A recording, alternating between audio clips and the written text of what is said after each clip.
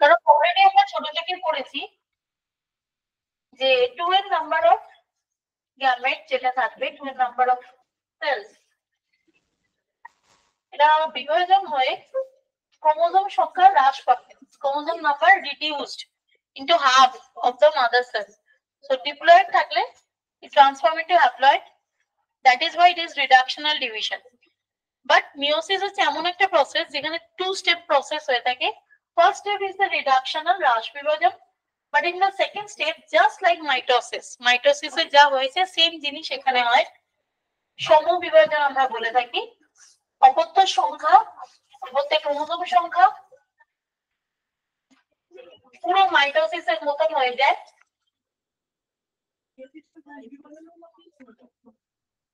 তো the first step of the meiosis is the reductional division, এটাকে আমরা হ্রাস বিভাজন বলে থাকি। আর পরবর্তী যে ধরনটা সেটাকে আমরা সমবিভাজন বলে থাকি, কারণ এটা পুরো মাইটোসিসের মতন হয়ে থাকে। নেক্সট হচ্ছে কোথায় হয় মিওসিস? মিওসিস বডি কোষে হয় না, গ্যামেট ফরমেশনের সময় মানে জনন কোষ তৈরি করবার সময় আমরা মেইনলি দেখে থাকি। জনন কোষ মানে হচ্ছে formation of the gamete, gamete তৈরির সময় মেইনলি মিওসিস পদ্ধতিটা হয়ে থাকে। এবার মিওসিসের জন্য আমরা স্টেপ বলি, মিওসিসকে মেইনলি আমরা মিওসিস 1, মিওসিস 2 এই দুটো ভাগে ভাগ করে থাকি। মিওসিস 1 কে আমরা karyokinesis,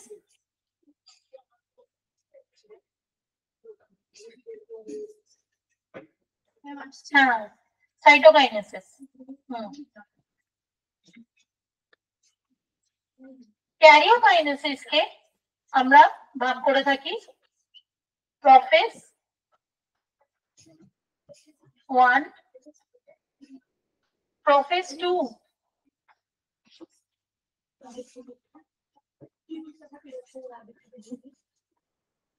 metaphase, anaphase,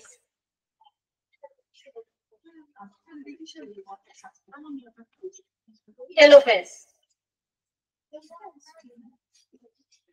These are the division of karyokinesis. Prophase 1 টা হচ্ছে সবথেকে লংগেস্ট ফেজ। কেন সবথেকে দীর্ঘ ফেজ? কেন? প্রোফেজ 1 কে আমরা কতগুলো ভাগে ভাগ করে থাকি, leptotene,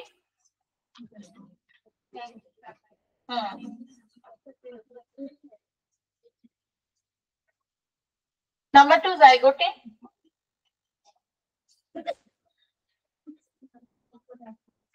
pachytene, diplotin, and the last one is the diakinesis. এই পাঁচটা ভাগে আমরা সেল ডিভিশন প্রোফেজ 1 কে ভাগ করে থাকি। প্রোফেজ 1 হচ্ছে লংগেস্ট। যদি জিজ্ঞেস করি যে which is the longest phase of the meiosis cell division, তোর আনসার হবে prophase 1 is the longest phase। ওই সময় সবথেকে বেশিক্ষণ ধরে হয়ে থাকে leptotene, zygotene, pachytene, diplotene, diakinesis. এই পাঁচটা ভাগে আমরা প্রোফেজ 1 কে ভাগ করে থাকি। প্রোফেজ 1 এর এই স্টেজটাকে আমাদের পড়তে লাগবে। পুরো মিওসিসের মধ্যে আমরা শুধু পড়ি এই পাঁচটা স্টেপই, আর কোশ্চেন যদি আসে এখান থেকেই আসে। তোদের এবারে যে কোশ্চেনটা এসেছিল সেল ডিভিশন থেকে, ওই পার্টিকুলার স্টেজের রেসপেক্টে কোনটা কোন ফেজে হয় সেই রকম ধরনের কোশ্চেন এবারে আসার চান্সেস রয়েছে। তো let's start with the leptotene. Okay, বোর্ডটা মুছছি আমি, তাড়াতাড়ি কর। আচ্ছা বোর্ড মুছছি না, আমি সাইডে করছি।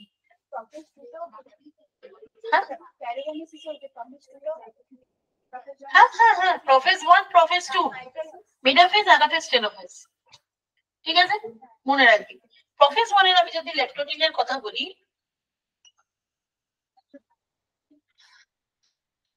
the first step is the leptotin. আমাদের মেইনলি তোদের নোটসে দেখবি প্রত্যেকটা স্টেজের রেসপেক্টিভ যে মেইন দশাটা রয়েছে তার উপরে ফোকাস করা রয়েছে। লেপ্টোটিন মানে মনে রাখবি বোকে স্টেজ, বোকে দশা, যেটাকে বাংলাতেও বোকে স্টেজ, বোকে দশাই বলা হয়। কিরকম ব্যাপারটা হয়, যদি আমি এই গোটা একটা সেলের কথা বলে থাকি, এখানে ধর মোটামুটি ক্রোমোসোমস গুলো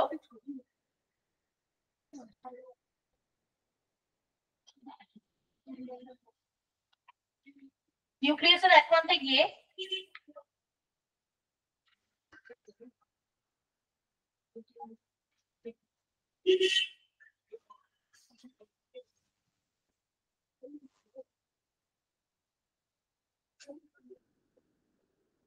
এইরকম দশা গঠন করতে পারে। এই দশা হচ্ছে লেপ্টোটিক। লেপ্টোটিক স্টেজের মধ্যে মেইনলি মনে রাখবি, যখন সেল ডিভিশন শুরু হচ্ছে লেপ্টোটিক স্টেজ দিয়ে শুরু হচ্ছে। নিউক্লিয়াসের প্রথম আকার বড় হয়ে যায়, নিউক্লিওলাস আস্তে আস্তে ডিসলভ হতে শুরু করে, আস্তে আস্তে ভ্যানিশ হতে শুরু করে। আর ক্রোমোসোম গুলো তারা নিজেরা ওরিয়েন্টেশনটা প্রপার করে। প্রপার ওরিয়েন্টেশন করতে গিয়ে নির্দিষ্ট স্টেজে ফ্লাওয়ারের বুকের মতন অনেকটা এইরকম, কখনো এইরকম একটা দশা দেখতে পাই।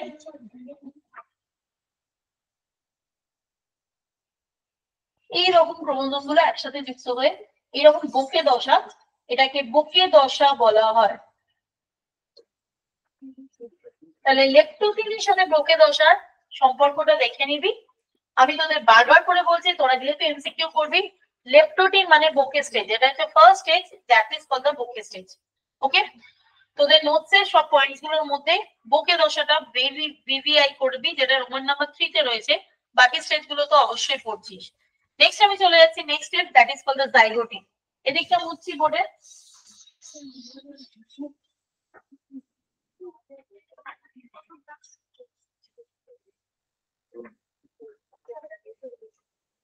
This is number 1 step. Number 2, যেটাকে আমরা জাইগোটিন বলি।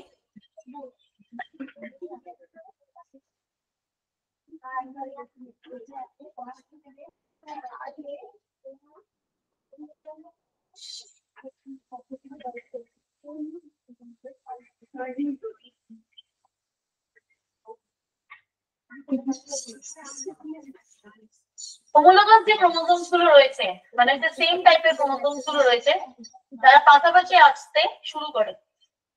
এটা হচ্ছে মেইন একটা আকর্ষণ জাইগোটিন উপদশাটার ক্ষেত্রে। In case of the zygotene, mainly the homologous chromosomes are coming together by attraction or the force of attraction. মনে রাখবি এই যে হোমোলোগাস ক্রোমোসোম গুলো রয়েছে, বাংলায় যেটাকে সমস্ত ক্রোমোসোম বলি, হোমোলোগাস ক্রোমোসোম গুলো তারা আস্তে আস্তে নিজেদের কাছে কাছাকাছি আসতে শুরু করে। এটা একটা হোমোলোগাস, এই যে একটা পেয়ার অফ হোমোলোগাস ক্রোমোসোম আমরা দেখতে পাচ্ছি। হ্যাঁ, ডিএনএ ডাবল হয়, ক্রোমোসোম ডাবল হয় না, ঘটে।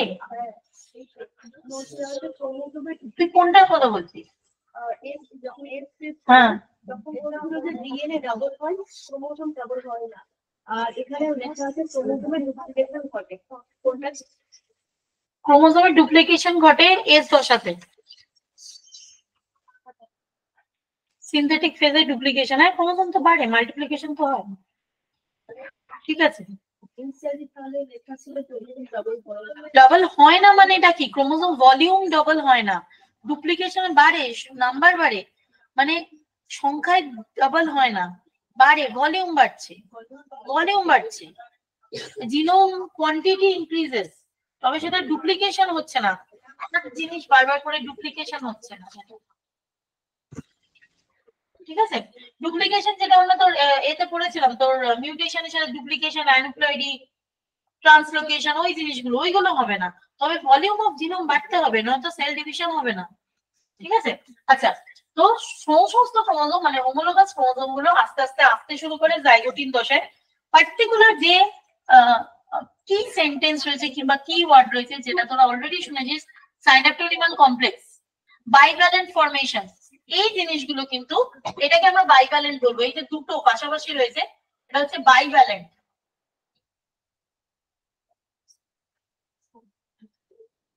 ইংলিশে আমরা বাইভ্যালেন্ট বলি, বাংলাতেও বাইভ্যালেন্ট বলি। এইটা হচ্ছে একটা ইম্পর্টেন্ট ফিচার্স অফ জাইগোটিন। তার সাথে মনে রাখবি ফর্মেশন অফ দ্য সাইন্যাপসিস,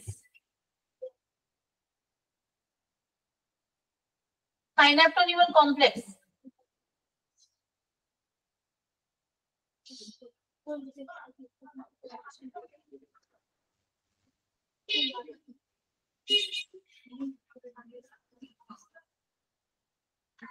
এই গোটা ব্যাপারটা তাহলে কি সিগনিফাই করছে? এই গোটা ব্যাপারটা সিগনিফাই করছে জাইগোটিন হচ্ছে the second stage where the homologous chromosome সমস্ত ক্রোমোজোম গুলো আশেপাশে আসছে, এসে তারা নিজেদের মধ্যে একটা force of attraction, and that particular force of attraction mainly মনে রাখবি সেন্ট্রোমিয়ারের যে স্পিন্ডল অ্যাপারেটাসটা রয়েছে, মানে বেন তন্তু যেটা রয়েছে, সেটাই এটাকে ফোর্স অফ অ্যাট্রাকশন হিসেবে কাজ করে। আমি সেই জায়গাটা ছবি আঁকিনি, মেইনলি আমি ক্রোমোজোম গুলোকে ফোকাস করেছি। এই যে গঠনটা করছে, এই যে দুটো একসাথে সমস্ত ক্রোমোজোম রয়েছে, that is why they together makes the bivalent formation. আর এই যে গঠনটা রয়েছে, this is called the synapsis, মানে pairing of homologous chromosome makes the bivalent. এই যে ঘটনাটা ঘটছে, that is called the synapsis. আর এই যে কমপ্লেক্সটা তৈরি করছে, এই গঠনটাকে আমরা সাইন্যাপটোনিমাল কমপ্লেক্স বলি। তাহলে বোকে স্টেজ হচ্ছে লেপ্টোটিনে, সাইন্যাপসিস বাইভ্যালেন্ট সাইন্যাপটোনিমাল কমপ্লেক্স হচ্ছে the second stage called the zygotene. Now we are talking about the third stage, ভীষণ important, which is the pachytene. এটাকে আমরা ভীষণ ইম্পর্টেন্ট কেন বলি? কারণ এখানে আমাদের টেট্রাড ফর্মেশন আমরা দেখতে পাই, আর অ্যাকচুয়াল যে ক্রসিং ওভার, এই ঘটনাটা কিন্তু এখানে ঘটতে থাকে। বাইভ্যালেন্টের পরে আমরা দেখবো আস্তে আস্তে নন সিস্টার ক্রোম্যাটিড গুলো আশেপাশে খাসতে শুরু করে। তো এটা সিস্টার, এর সাথে sister, but whereas this one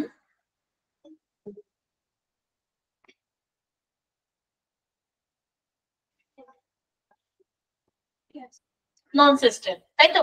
এই দেখ, এই দুটো হচ্ছে বাইভ্যালেন্ট, মানে হচ্ছে সিস্টার ক্রোম্যাটিড, সমস্ত হোমোলোগাস ক্রোমোজোম, এই দুটো হোমোলোগাস। বাট এই দুটোকে যদি তুই কনসিডার করিস, মানে this one and that one, they are the non sister, কিংবা এটাতে বলতে পারিস যে এদের মধ্যে ক্রসিং ওভার ঘটবে। তো এই যে বিন্যাসটা that is found in the pachytene stage, এই বিন্যাসে চারটে যেহেতু পাশাপাশি থাকে, this are called the tetrad formation. তাহলে ফার্স্ট তুই প্যাকাইটিনের মেইন হচ্ছে টেট্রাড, মানে চারটের মধ্যে হোমোলোগাস নন হোমোলোগাস রয়েছে, দেন ক্রসিং ওভার। এবার ক্রসিং ওভার জিনিসটা কি দেখে নিই আমরা। আমরা নেক্সট যদি স্টেপে দেখি যে ক্রসিং ওভার হচ্ছে কিংবা হতে চলেছে, ক্রসিং ওভার কিছুই নয়, সমস্ত ক্রোমোজোম অসমস্ত ক্রোমোজোম গুলো তারা নিজেদের মধ্যে সেগমেন্টের আদান প্রদান করে থাকে। যারা গল্প করছিস তারা ক্লাসে একটু চুপ করে বসতে শেখ, প্রচন্ড বেশি গল্প হয়ে যাচ্ছে।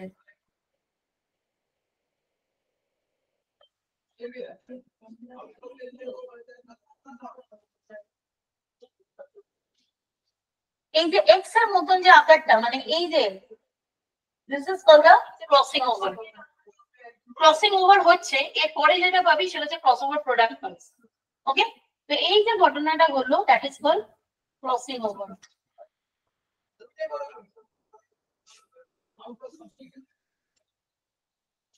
ক্রসিং ওভারের পরে তোরা মেইনলি মনে রাখবি, এই যে গঠনটা আমরা বলে থাকি ক্রসিং ওভারের যেটা ঘটছে, এই পার্টিকুলার এক্স আকৃতির যে গঠনটা, তার নাম কাইজমা ফর্মেশন।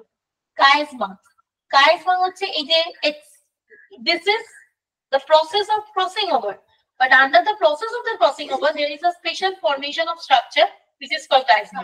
এইটাকে আমরা বলে থাকি chiasma। তাহলে chiasma, texture, crossing over সবকিছু কার ফিচার? প্যাকাইটিনের feature. Okay, followed by the next stage, যেখানে মেইনলি তোর chiasma হলো। আমরা এবার ডিপ্লোটিন আর ডায়াকাইনেসিস নিয়ে আলোচনা করব। The fourth step is the diplotin.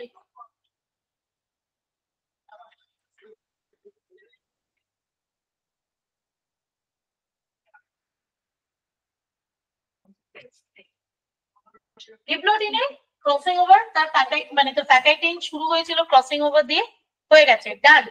ডিপ্লোটিনে আমার কি হবে? ফাইনালি আমি দেখবো সেগমেন্টের এক্সচেঞ্জ হয়ে গেছে, অলরেডি আমরা দেখেছি।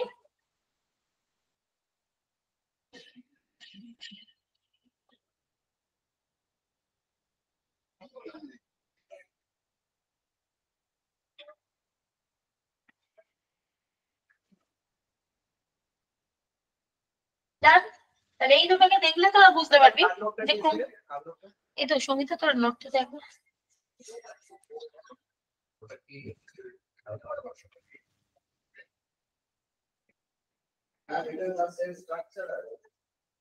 তাহলে জিনিসটা দেখলে তোরা বুঝতে পারছিস যে এই যে গঠনটা রয়েছে পার্টিকুলার এই যে it is the crossover product. তো যদি জিজ্ঞেস করে যে ক্রসওভার প্রোডাক্ট কোন সময় আমরা দেখতে পাই, that is in the diplotene.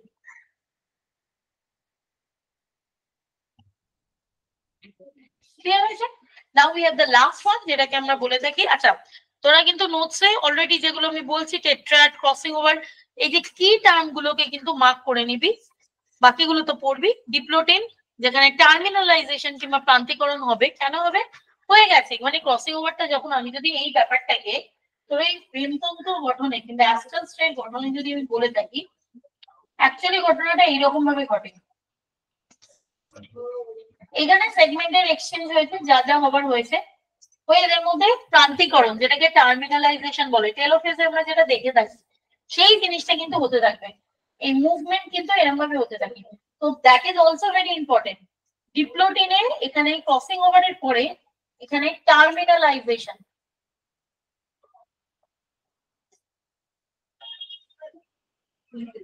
প্রান্তের দিকে যেতে থাকে। তো that is very important and the crucial function in case of diplotene.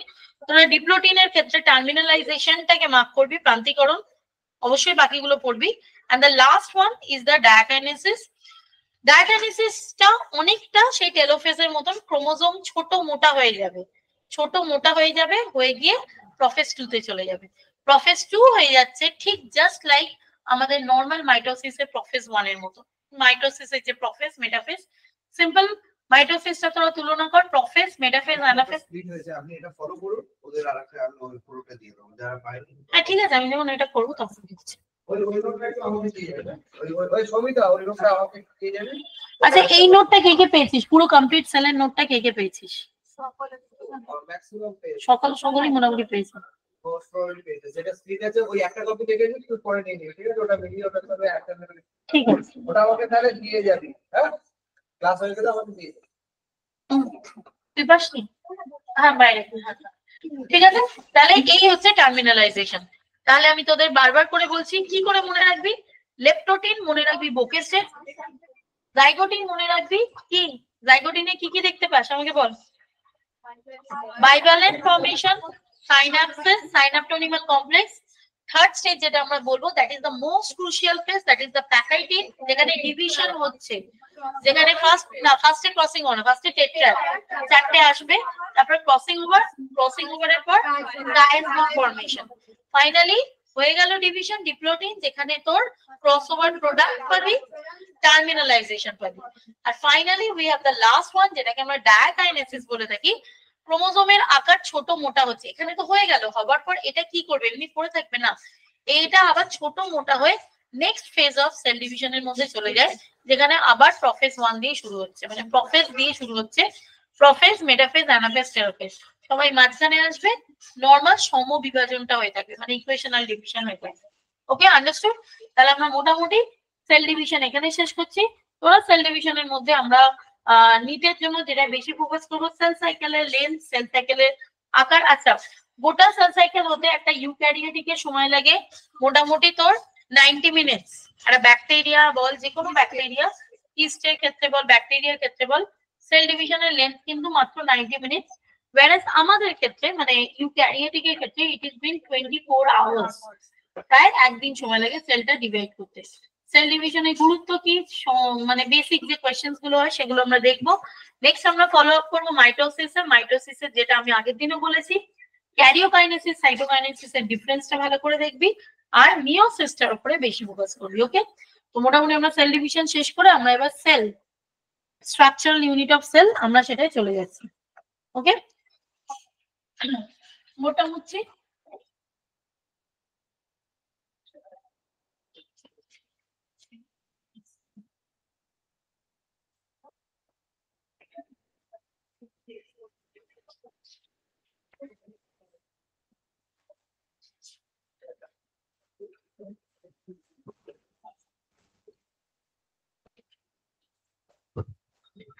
আচ্ছা,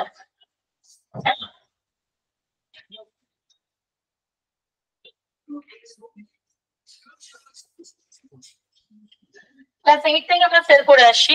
সেলের যে বেসিক যে কনসেপ্ট গুলো হয় মোটামুটি আমাদের আইডিয়া আছে। সেল হচ্ছে স্ট্রাকচারাল আর ফাংশনাল ইউনিট অফ লাইফ। সবসময় আমরা সেলের কথা যখন বলি, সেল আবিষ্কার মানে the founder of cell Robert Hooke, উনি ডেড সেল মৃত কোষের উপরে কাজ করেছিলেন। উনি প্রথম কর্কের ক্যাম্বিয়াম টিস্যুস গুলোকে উনি এরকম ভাবে মৌমাছি ছাপের মতন দেখেছিলেন, এগুলো হচ্ছিল ডেড সেল। পরবর্তীকালে লিভেন হক, রবার্ট ব্রাউন এই ব্যাপারগুলোকে কো-ফাউন্ডিং করে they discovered that the life living cell as well as মাইক্রোস্কোপের যত পেরেছে উন্নতি হয়েছে। সেলের ব্যাপারে যেটা খুব বেশি এখনো পর্যন্ত আমরা পড়ে থাকি, that is called the cell theory কিংবা কোষ তত্ত্ব। তোদের নোটসে দেখবি কোষ তত্ত্ব কিংবা কোষবাদ বলে যেটা লেখা রয়েছে। সায়েন্টিস্টকে ফোকাস করবি স্লেন্ডার এন্ড সোয়ান, যারা মেইনলি কোষ তত্ত্বের উপরে কাজ করেছিল। ওনার বক্তব্য হচ্ছে অনেকগুলো কোষ তত্ত্ব রয়েছে, কিন্তু কোষ তত্ত্বের মধ্যে যেটা খুব বেশি নেওয়া হয়, কোনো একটা কোষ যখন স্টার্ট হচ্ছে কিংবা একটা কোষ যখন রয়েছে, তারা প্রি এক্সিস্টিং সেল থেকে তৈরি হয়। এটা কোষ তত্ত্বের একটা মতবাদ ছিল। মানে কোনো একটা জীবন্ত কোষ তার আগের কিংবা তার আগের প্রজন্মের একটা প্রি এক্সিস্টিং সেল থেকে, কোনো একটা কোষ থেকেই কোষের জন্ম হয়েছে। এটাই কোষবাদ, এটা বেশি ফোকাস করে। ওকে, তো কোষবাদকে আমরা একটুখানি দেখবো। এরপরে আমরা চলে যাচ্ছি কোষের তো তোরা জানিস ন্যানোমিটারে আমরা মাপি, আইদার ন্যানোমিটার কিংবা অ্যাংস্ট্রং এ মাপি। সবচেয়ে স্মলেস্ট সেল মাইক্রোপ্লাজমা, পিপিএলও, এগুলো আমরা অলরেডি পড়ে এসেছি। বেসিক যে গঠনগুলো, গঠন নিয়ে আমাদের কিছু মানে আমাদের দরকার, এটা ছোটদের অবধি পড়া ছিল। নেক্সট আমরা চলে যাচ্ছি কোষের বাকি যে ফিচার্স গুলোর মধ্যে মেইনলি আমরা চলে যাচ্ছি কোষের গঠনে। কোষের গঠনটাকে আমরা মেইনলি দুটো পুরো ভাগে ভাগ করে থাকি। সেলের একটা জিনিসকে আমরা বলে থাকি পর্দা, মানে হচ্ছে আবরণী কিংবা এটাকে কোট বলা হয়, সেল কোট। আর একটা হচ্ছে ভেতরে সাইটোপ্লাজম কিংবা প্রোটোপ্লাজম হিসাবে আমরা এটাকে বলে থাকি, which is called the protoplasm.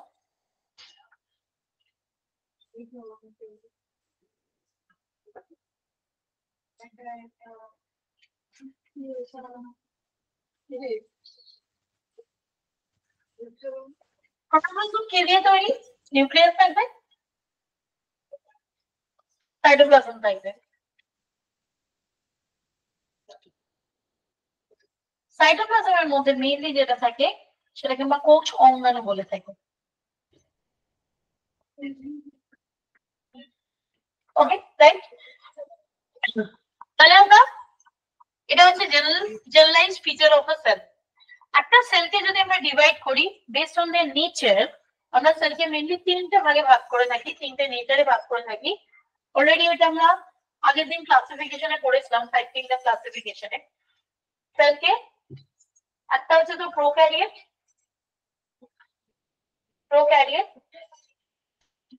the next one is the mesokaryote, and the third one is called the eukaryote. এই তিনটে ভাগে আমরা সেলকে ভাগ করে থাকি। কার উপরে বেস করে? তার আবরণী, তার অঙ্গাণু আর তার অবস্থানের উপরে বেস করে আমরা তিনটে ভাগে ভাগ করে থাকি। প্রোক্যারিওটের মধ্যে মেইনলি আমরা ব্যাকটেরিয়াকে ফেলে থাকি। আমরা যেমন 5 কিংডম ক্লাসিফিকেশনে কিংডম প্রোটিস্টা, মোনেরা এগুলো যেমন পড়েছিলাম, মোনেরা দিয়ে যখন স্টার্ট করেছিলাম আমি বলেছিলাম যে মোনেরা যে পুরো গ্রুপটা রয়েছে তারা এই প্রোক্যারিওট থেকে বিলং করে। তো আমরা যখন মোনেরা পড়েছিলাম, মোনেরার মোটামুটি একটা আইডিয়া হয়েছিল, একটা ব্যাকটেরিয়া স্ট্রাকচার থেকে শুরু করে সমস্ত কিছু আমরা সেই সময় দেখে নিয়েছিলাম। তো I am not focusing anything about the prokaryote. বাস একটা জিনিস আমাদের ভালো করে জানতে হবে, গ্রাম নেগেটিভ আর গ্রাম পজিটিভ ব্যাকটেরিয়াটা, এটা দেখবি তোদের নোটসে খুব সুন্দর করে ডিফারেন্স দেওয়া রয়েছে। দেখবি গ্রাম নেগেটিভ আর গ্রাম পজিটিভ ব্যাকটেরিয়ার একটা ডিফারেন্সেস দেওয়া রয়েছে। আমি দেখলাম ব্যাকটেরিয়া কিংবা প্রোক্যারিওটিক কোষের গঠনের সাথে ব্যাকটেরিয়ার গঠনটা পড়ে নিবি, আমরা অলরেডি এটা পড়ে এসেছি। আছে থাকা তো উচিত। এই তো হয়েছে। গ্রাম নেগেটিভ আর গ্রাম পজিটিভ ব্যাকটেরিয়া, বিশেষ করে যেটা মনে রাখবি, মিউকোপেপটাইডের থাকে ব্যাকটেরিয়া কোষ প্রাচীরে মাত্র 10 to 15% আর 85 to 90% মিউকোপেপটাইড থাকে। এখানে থেকে ডিফারেন্স রয়েছে, যারা পাসনি তাদের জন্য বলছি। 2-3টে পেজ পরে টিকোইক অ্যাসিড, টিকোইক অ্যাসিডের পয়েন্টটা ভীষণ ইম্পর্টেন্ট, মার্ক করবি। টিকোইক অ্যাসিড থাকতে পারে না, অ্যাসিড থাকে না গ্রাম নেগেটিভে, আর টিকোইক অ্যাসিড থাকে। আর উদাহরণটা ঠিক আছে, তাহলে গ্রাম পজিটিভ আর গ্রাম নেগেটিভ ব্যাকটেরিয়ার উপরেও দেখবি অনেক এক্সাম্পল দেওয়া হয়েছে, ডিপ্লোকক্কাস, স্ট্রেপ্টোকক্কাস। আর গ্রাম নেগেটিভের মধ্যে ইকোলাই, ভিব্রিও কলেরি, ব্যাসিলাস খুব কমন। মেইনলি মনে রাখবি গ্রাম নেগেটিভ ব্যাকটেরিয়ার মধ্যে বেশিরভাগ বেনিফিশিয়ারি ব্যাকটেরিয়াস রয়েছে, ল্যাক্টোব্যাসিলাস, ইকোলাই, এগুলো সব গ্রাম নেগেটিভ ব্যাকটেরিয়া, এগুলো একটু মনে রাখতে হবে। ওকে, নেক্সট আমরা চলে যাচ্ছি গঠন। মেসোক্যারিওট আমরা জানি, যেখানে আমরা প্রোটিস্টা গ্রুপটাকে আমরা কনসিডার করেছিলাম মেসোক্যারিওট, যেখানে নিউক্লিয়াসটা কিন্তু থাকলেও বাকি যে অঙ্গাণুগুলো থাকে সেগুলো পর্দা ঘেরা থাকে না। There is no proper membrane bound organelle is present in case of the mesokaryote. Especially protista group belongs from mesokaryotes, followed by the eukaryote. Eukaryotic মানে হচ্ছে আমরা যে এবার সেলটা নিয়ে ডিসকাস করব, that is all about the eukaryotic cell. Eukaryotic সেলকে আমরা মেইনলি দুটো ভাগে ভাগ করে থাকি। একটা হচ্ছে বাইরের লেয়ার,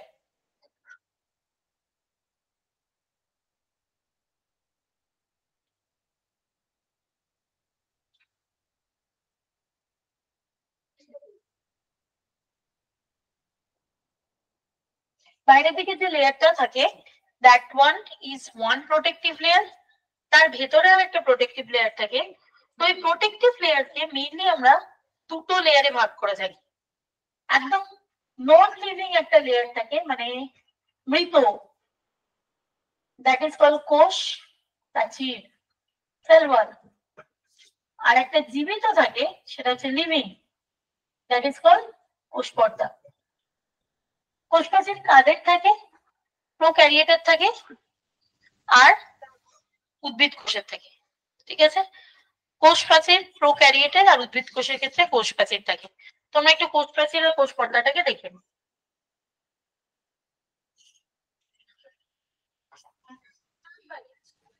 হ্যাঁ,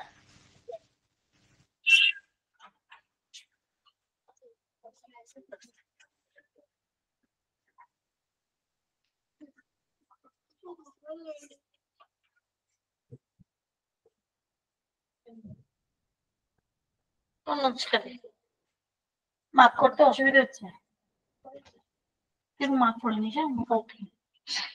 আচ্ছা,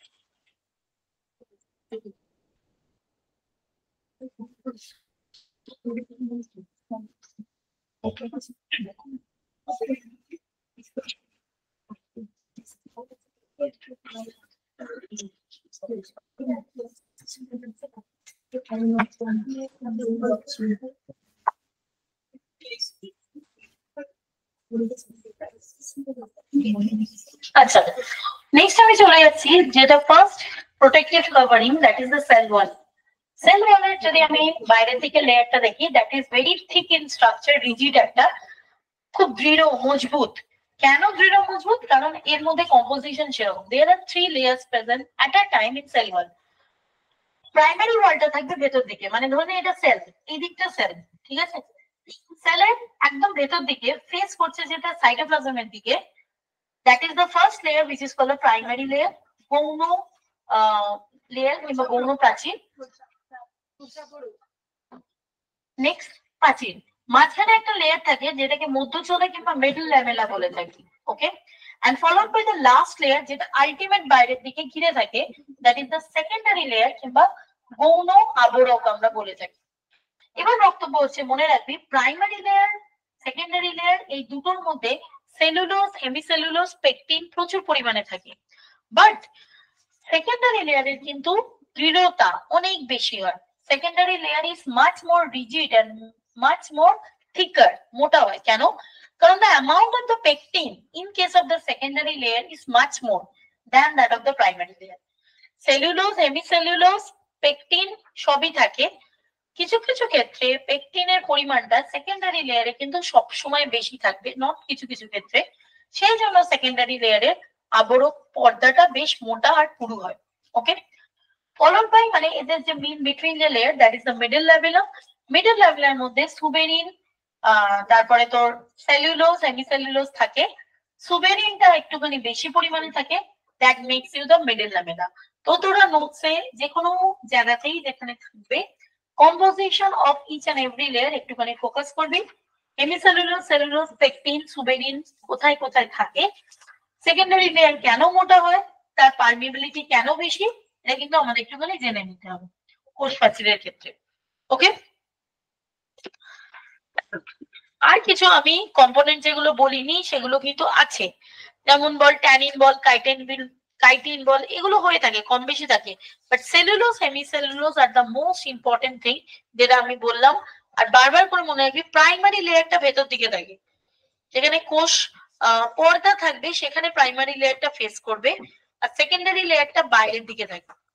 ওকে, কোষ প্রাচীরের একটা মজার ব্যাপার হচ্ছে, কোষ প্রাচীর কিংবা সেল ওয়াল হচ্ছে এটা একটা মৃত ডেড, তো দিস আর পারমিয়েবল মানে হচ্ছে ভেদ্য, এখান দিয়ে ভেদ্যতা আছে।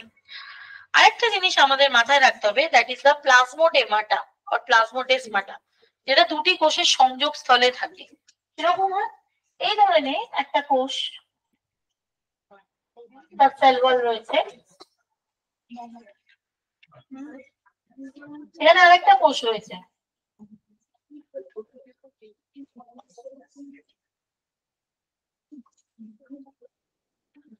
এই যে দুটো কোষের মধ্যে যে কানেকশন রয়েছে, this connection is called the plasmodesmata or desmosome.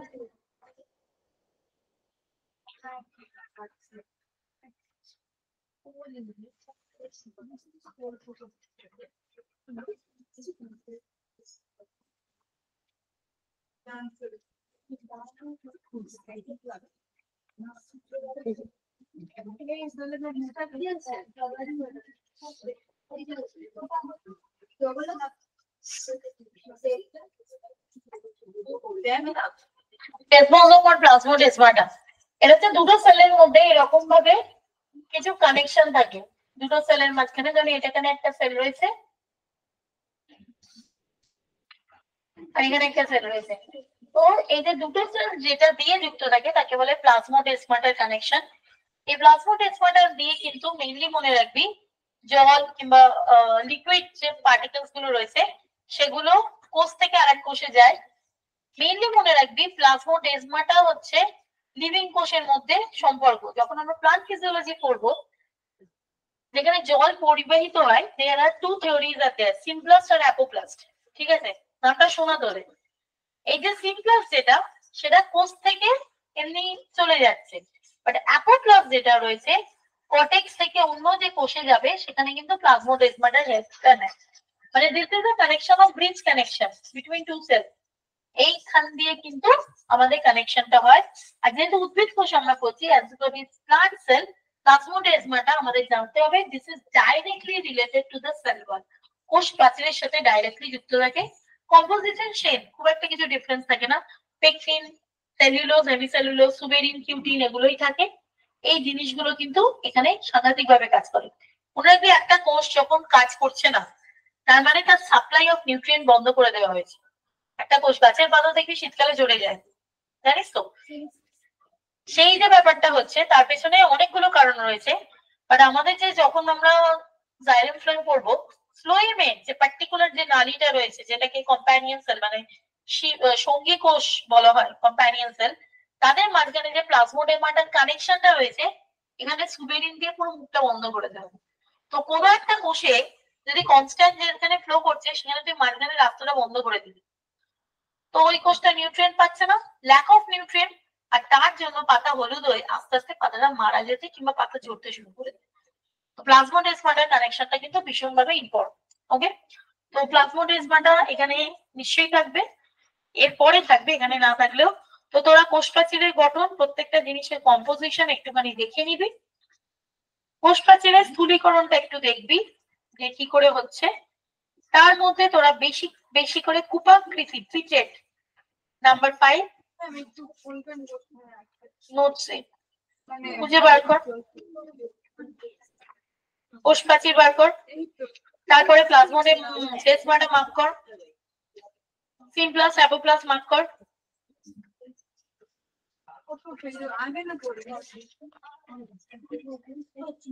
Okay, now we are moving to number 2, that is the plasma membrane অথবা কোষ পর্দা। Number 2 is the কোষ পর্দা।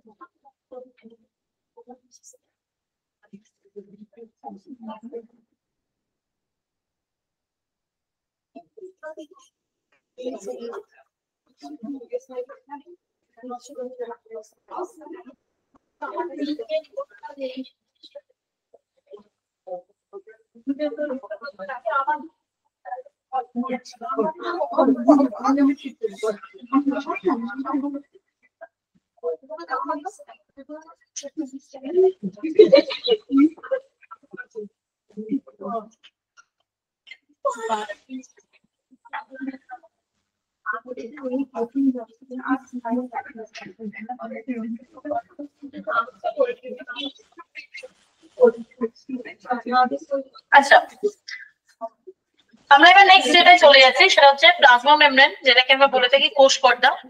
কোষ পর্দা আমি এখানে মাইক্রোস্কোপিক ভিউ করেছি। অলরেডি আমরা ক্লাস 9 থেকে কোষ পর্দাটা নিয়ে একটুখানি হলেও ডিসকাস করে এসেছি। কোষ পর্দাকে আমরা অর্ধবেদ্য কিংবা সিলেক্টিভ পারমিয়েবল মেমব্রেন, পছন্দ মাফিক অর্ধবেদ্য পর্দা বলে থাকি।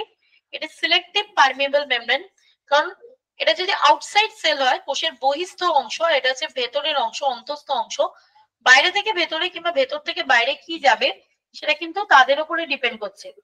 ধরে নে তুই একটা মেডিসিন খেলি, সেই মেডিসিনটা হচ্ছে তোর ধরে নে কোন হরমোন কন্ট্রোল, ইনসুলিন রিলেটেড কোনো মেডিসিন খেলি, তো সেই পার্টিকুলার মেডিসিনটা কিন্তু তোর প্যানক্রিয়াটিক সেলের মধ্যে, কুফা সেলে প্যানক্রিয়াটিক যে হেপাটোসাইটস গুলো রয়েছে সেখানেই গিয়ে কাজ করবে, যেখানে সেখানে গিয়েও কিন্তু কাজ করতে পারবে না। তার মানে এটা কি, সিলেক্টিভিটি অফ দ্য মেডিসিন, কোনটাকে পাস করাবে, কোনটাকে ওরা অ্যাকসেপ্ট করবে, কেন করে, দেয়ার আর সাম রিসেপ্টর প্রোটিনস আর দেয়ার।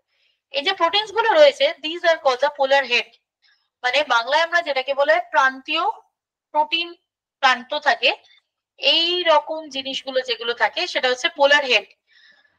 মানে পোলার মানে কি বলবো, পোলারই তো বলা হয়, হ্যাঁ প্রান্তীয়। পোলার হেডস গুলো থাকবে, সেগুলো প্রোটিন দিয়ে তৈরি হয়। এই প্রোটিন হচ্ছে সিলেক্টিভলি, মনে রাখবি, গ্লাইকোপ্রোটিন, এগুলো হচ্ছে গ্লাইকোপ্রোটিন। ওকে, গ্লাইকোপ্রোটিনের সাথে যে ফসফোলিপিড গুলো থাকে, এই লিপিডে যে টেলস গুলো থাকে, this tails are selectively phospholipid. ফসফোলিপিডের যে ঘটনাটা ঘটে, they are the completely non polar phospholipid. Polar হেডের সাথে নন পোলার ফসফোলিপিডের যে টেল গুলো রয়েছে, এরা কিন্তু বন্ধনী দ্বারা, সমযোজী বন্ধনী দ্বারা এগুলো কিন্তু যুক্ত থাকে। তার সাথে কিছু স্পেশাল টাইপ অফ প্রোটিন থাকে। স্পেশাল টাইপ অফ প্রোটিনের মধ্যে এই যে বড় সড়ো যে প্রোটিনটা রয়েছে সেটাকে আমরা বলে থাকি পারমিয়েবল কিংবা ট্রান্সপোর্ট প্রোটিন, চ্যানেল প্রোটিনও আমরা বলে থাকি। এই চ্যানেল প্রোটিনের মাধ্যমে বাইরে থেকে ভেতরে এবং ভেতর থেকে বাইরে, এই চ্যানেলের মাধ্যমে, প্যাসিভ ট্রান্সপোর্টের মাধ্যমে আয়ন কিংবা তোর মলিকিউল, সলিড পার্টিকেল, দ্রাবক পাস করতে পারে। ওকে, পাস করার পদ্ধতিকে আমরা ইউনিপোর্ট সিম্পোর্ট পদ্ধতির মাধ্যমে বলে থাকি। তো এনিওয়েজ, তোরা মেইনলি যেটা মনে রাখবি, পোলার হেড যেটা থাকে সেটা গ্লাইকোপ্রোটিন, নন পোলার টেল যেটা থাকে দ্যাট ইজ দ্য ফসফোলিপিড। এর যে কনসেন্ট্রেশনটা থাকে এমন ভাবে থাকে যেটাকে আমরা বলে থাকি PLP layer, PLP layer, protein lipid protein layer. এটাকে বহু সায়েন্টিস্ট বিভিন্ন রকম ভাবে এক্সপ্লেন করেছিলেন, লাইক সিঙ্গার নিকলসন বলেছিলেন, ফ্লুইড মোজাইক মডেলের কথা বলেছিলেন। তো বিভিন্ন রকম ভাবে এটাকে অ্যানালিসিস করা হয়েছিল।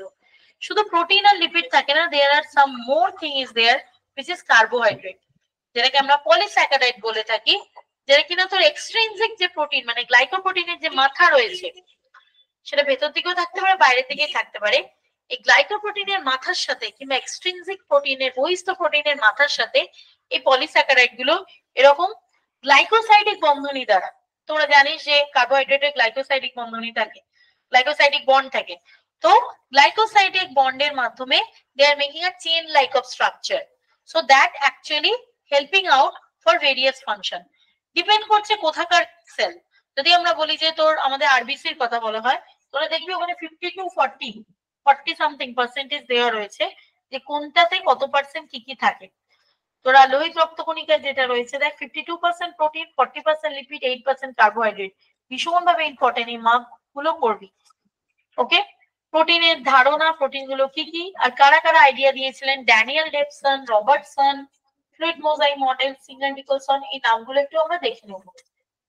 ওকে, ফোর্থ পর্যায়ের ক্ষেত্রে আমরা তাহলে বেসিক জিনিসটা মনে রাখবি, গ্লাইকোপ্রোটিন কোথায় থাকে, ফসফোলিপিড কোথায় থাকে, nature of protein, polar heads, polar, আর এরা এদের মধ্যে যেটা থাকে সেটাকে বলে হাইড্রোফিলিক না hydrophobic interaction. Polar heads are hydrophilic, আর polar non polar tails are hydrophobic, জলাকর্ষী আর জল আকর্ষী, জল বিকর্ষী, একদম ঠিক আছে। তো এই ঘটনাটা কিন্তু মেইনলি আমরা জানবো। তোদের নোটসে কোষ পর্দার গঠন, কাজ এইসব দেওয়া রয়েছে। আর কিছু এখান থেকে খুব একটা বেশি আমার মনে হচ্ছে না, যদি কিছু ডাউট থাকে আমাকে জিজ্ঞেস করবি। নেক্সট হচ্ছে জাংশন কিংবা সংযোগ স্থাপন, যেখানে টাইট জাংশন, গ্যাপ জাংশন নিয়ে একটু বলা হয়েছে। বোর্ডটা মুছি, সাইডটা মুছে দিতে দেখ। জাংশন অনেক রকম হয়, এটা একটা সেল আর এটা একটা সেল, কোষ। দুটো কোষের মাঝখানে যে গ্যাপটা রয়েছে, এই গ্যাপটাকে আমরা বিভিন্ন রকম জাংশন দিয়ে বলে থাকি। যদি এটা একটা তো জালকের মতন প্রোটিন মেশ গঠন করে, if it is a protein mesh like structure, প্রোটিনের একটা জালক গঠন করে দুটি কোষের মধ্যবর্তী স্থানে, this is called tight junction.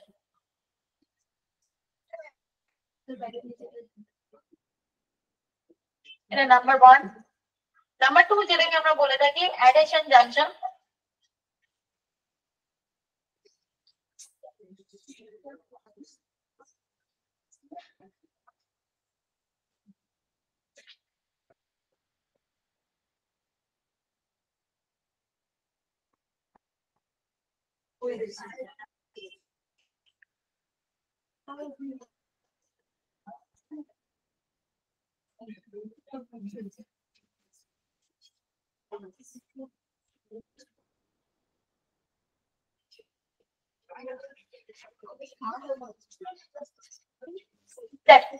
Tight junction এটাকে আমরা বলে থাকি মেইনলি তো অ্যাডহেরেন্স কিংবা অ্যাডহেসিভ জাংশনও বলা হয়।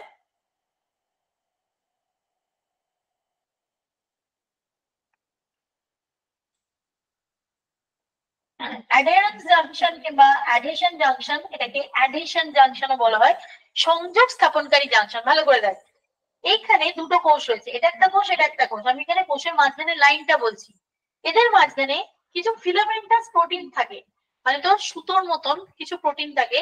এই প্রোটিন গুলো স্পেশাল নাম আছে, এর নাম হচ্ছে ক্যাডহেরিন। ক্যাডহেরিন ক্যাডহেরিন হচ্ছে একটা স্পেশাল কাইন্ডের প্রোটিন থাকে। এই ক্যাডহেরিন প্রোটিনটা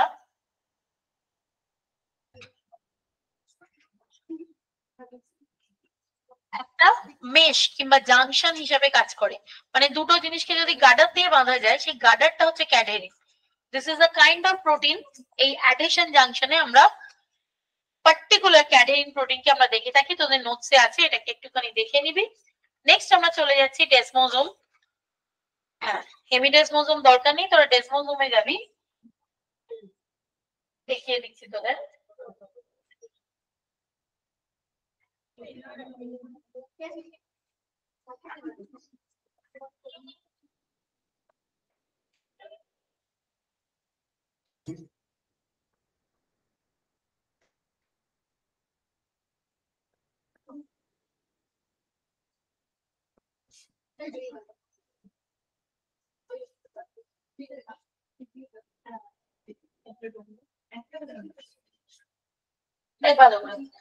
দুটো কোষ যখন পুরোপুরি মনে হবে সুতো দিয়ে যেন বাঁধা আছে, ক্যাডহেরিন থাকবে, তার সাথে আরো কিছু ফিলামেন্টাস প্রোটিন দিয়ে দুটো কোষকে একদম টেনে টেনে সুতো দিয়ে যেমন সেলাই করা হয়, সেই রকম একটা সেলাইয়ের মতো গঠন যখন থাকবে, দ্যাট ইজ কল্ড ডেসমোজোম।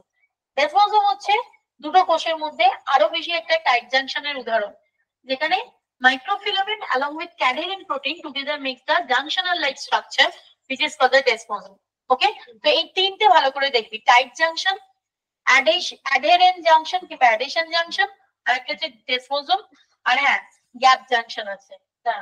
কাজগুলো দেখো, কাজের উপর ফোকাস করতে হবে না, কাজ হচ্ছে দুটো কোষের মধ্যবর্তী জাংশনের উপরেই কাজ করা হয়। গ্যাপ জাংশন হচ্ছে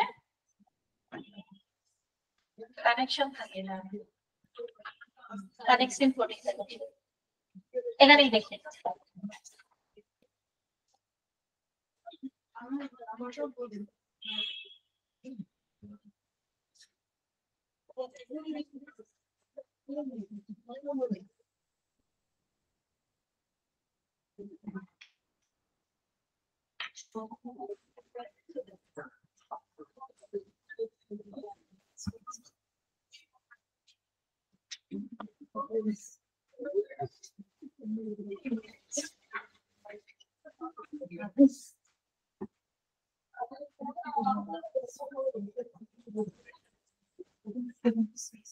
দেখ, কানেকশন প্রোটিন হচ্ছে আর কানেকশনস প্রোটিন হচ্ছে একটা বিশেষ ধরনের প্রোটিন, যারা মেইনলি তোর গ্যাপ জাংশনের মাঝখানে থাকে।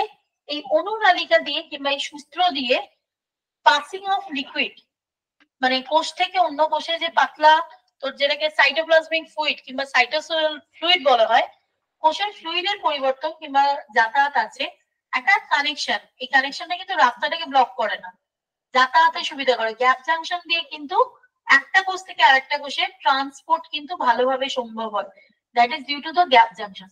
Tight junction, gap junction, desmosome, adherens junction, এই চারটে কিন্তু করবি। কোথায় কানেকশন থাকে, কোথায় ক্যাডহেরিন থাকবে একটুখানি দেখে নিন। ওকে, তাহলে this is all about the junction. যখন আমরা পড়লাম কি বলে কোষ প্রাচীর পড়লাম, তখন আমরা এক ধরনের জাংশন পড়লাম। আর এখন আমরা তখন ওই সিম্পোর্ট অ্যান্টিপোর্টের ওই ব্যাপারটা আমরা দেখেছিলাম। সিম্পোর্ট বলছি, সিমপ্লাস্ট অ্যাপোপ্লাস্ট, ওইগুলো আমরা দেখেছিলাম। এখানে হচ্ছে আমাদের মেইনলি কোষ পর্দা নিয়ে আমরা যেহেতু ডিসকাস করছি। প্রাণী কোষ প্রাচীর থাকে না, কিন্তু দুটি কোষের মাঝখানে এইরকম গ্যাপ কিংবা কানেকশন থাকে।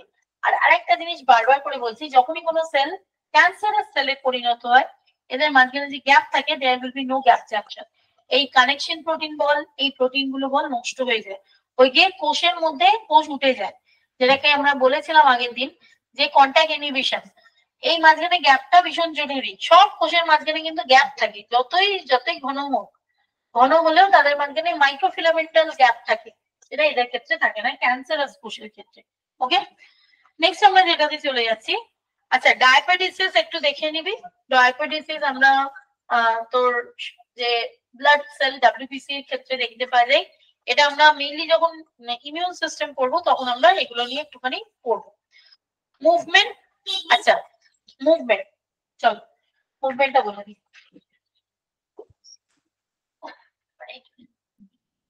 আমি তোদের বলবো সেলের মধ্যে খুব ভালো করে যেটা পড়বি, সেল মেমব্রেন ভালো করে পড়বি, কোষ পর্দা। কোষ পর্দার মধ্যে অনেক কিছু আছে কিন্তু, ঠিক আছে?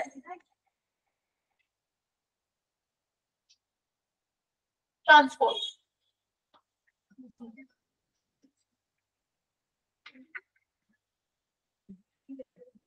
ফার্স্ট যেটা আমি বলবো that is called the passive transport, মানে নিষ্ক্রিয়।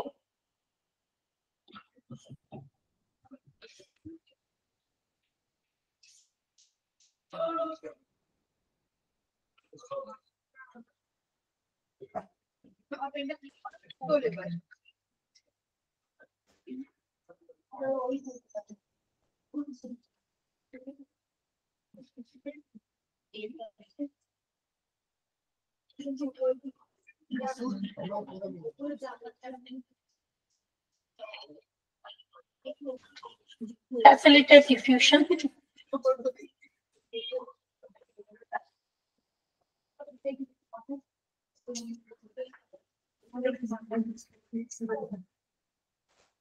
Number 2 is the active transport.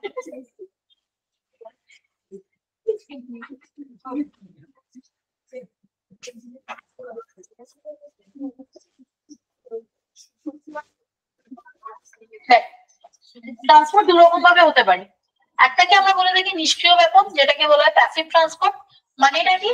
মানে হচ্ছে এই যে আমাদের কোষ রয়েছে, দ্য সেল মেমব্রেন,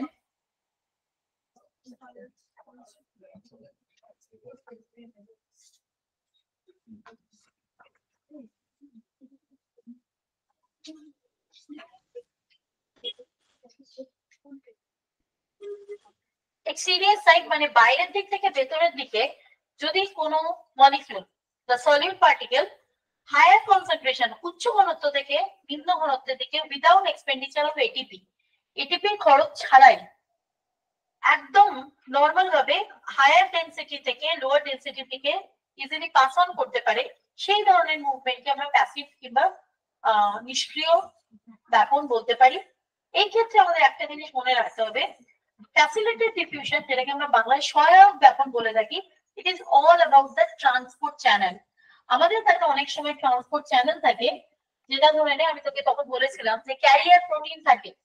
এই ধরে নে বড় মলিকিউলার সাইজকে ধরে নিয়ে সেটাকে পাস অন করে কোষের মধ্যে ঢোকাচ্ছে। এটাও কিন্তু it's a kind of passive transport. এখানে কোনো এনার্জি এক্সপেন্ডিচার হচ্ছে না, কিন্তু উচ্চ ঘনত্ব থেকে লোয়ার ঘনত্ব থেকে যাওয়ার জন্য they need one carrier, একটা মাধ্যমের প্রয়োজন হয়। That is all about the সহায়ক ব্যাপন। ওকে, ফ্যাসিলিটেড ডিফিউশন এও কিন্তু বাইরে থেকেই ভেতর দিকে আসলো, উচ্চ ঘনত্ব থেকেই নিম্ন ঘনত্বের দিকে আসলো, কিন্তু আসার পথে তাদের কেউ হেল্প করেছে।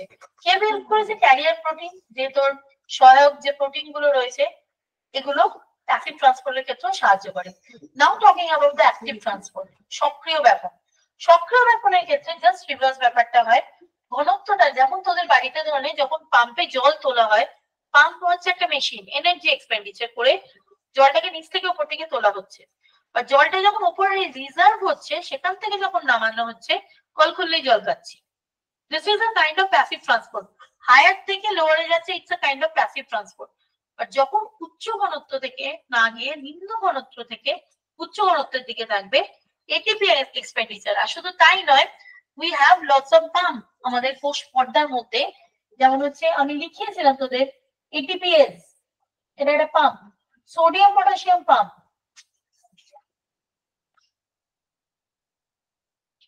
Calcium gated channel Ca2+ pump.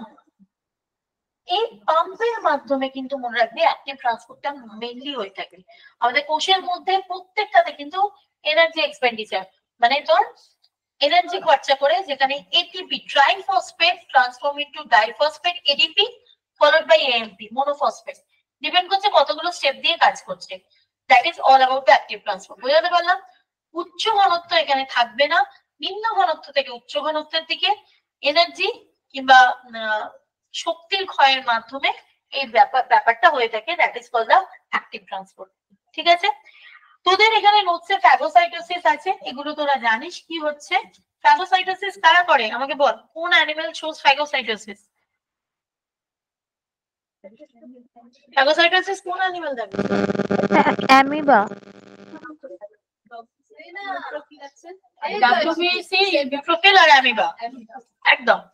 মানে হচ্ছে ক্যাপচারিং অফ এনিথিং, কোনো কিছুকে এই আকারের পরিবর্তন করে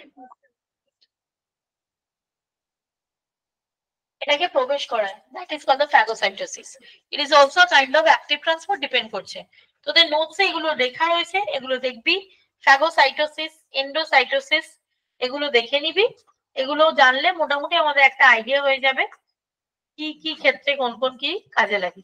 ওকে, নেক্সট আমরা চলে যাচ্ছি সাইটোপ্লাজম আর তাদের অঙ্গাণুর ক্ষেত্রে। আবার বলছি কোষ পর্দা খুব ভালো করে পড়বি। All the name of the scientist, দেখ এইটার কম্বিনেশন কোশ্চেন আমি এটা স্যাম্পল পেপারে দেখেছিলাম।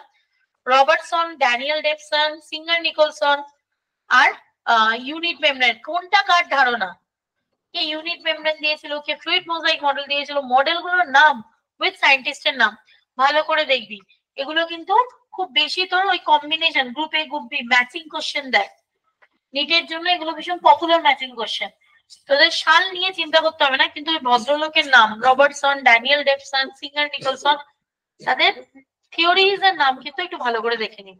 ওকে, নেক্সট আমি এবার চলে যাচ্ছি সাইটোপ্লাজম আর অঙ্গাণু।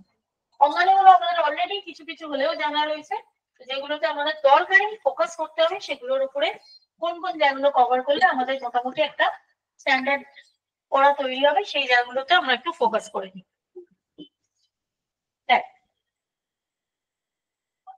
ফার্স্ট হচ্ছে যেটা আমরা অলরেডি জানি যে টোটাল যদি কোষ অঙ্গাণুর কথা বলা হয়, কোষ অঙ্গাণুকে আমরা তিনটে ভাগে ভাগ করে থাকি। কিসের উপরে বেস করে বলতো? বল দেখি যদি বলতে পারিস। আবরণীর উপরে বেশ করে। কেউ কেউ থাকে বাইলেয়ার স্ট্রাকচার, মানে হচ্ছে তোর বাংলায় আমরা যেটাকে বলি দ্বিপর্দা। কে থাকে বল? দ্বিপর্দা আবরণ কার কার থাকে? নিউক্লিয়াস, প্লাস্টিড আর মাইটোকন্ড্রিয়া। এই তিনটের মধ্যে দ্বিপর্দা বাইলেয়ার স্ট্রাকচার আমরা যেটাকে বলি।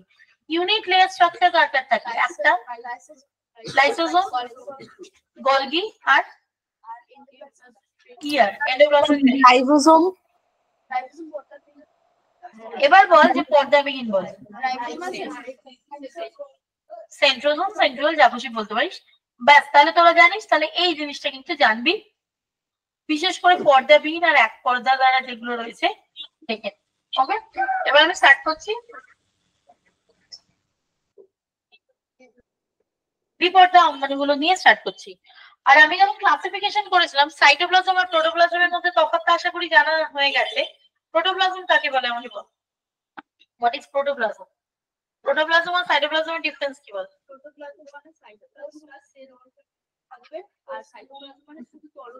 শুধু তরল অংশের মধ্যে কোষীয় অঙ্গাণু থাকবে উইদাউট নিউক্লিয়াস। ঠিক আছে, ওকে। তো আমরা যখন লিখেছিলাম তখনই স্টার্ট করেছি। এবার আমি চলে যাচ্ছি পর্দাঘেরা অঙ্গাণুর মধ্যে। ফার্স্ট আমরা বলে নিই বাইলেয়ার স্ট্রাকচারের মধ্যে। আমি এরকম ভাবেই পড়াচ্ছি যাতে আমাদের সুবিধা হবে। দ্বিপর্দা দ্বারা ঘেরা। দ্বিপর্দা ঘেরা আমার অঙ্গাণুর মধ্যে যেটা আমরা সব থেকে বেশি পড়ে থাকি, ছোট থেকে পড়ছি, যেটা নিয়ে আমাদের আলাদা করে কিছু পড়ার নেই, আমরা সেটা নিয়ে অলরেডি জেনেটিক্স এর পর জেনেটিক্স পড়ে গেছি। নিউক্লিয়াস। ঠিক আছে, নিউক্লিয়াসের যে বেসিক কনসেপ্ট আমরা অলরেডি জানি, এটা একটা বাইলেয়ার স্ট্রাকচার, দ্বি পর্দা ঘেরা স্ট্রাকচার।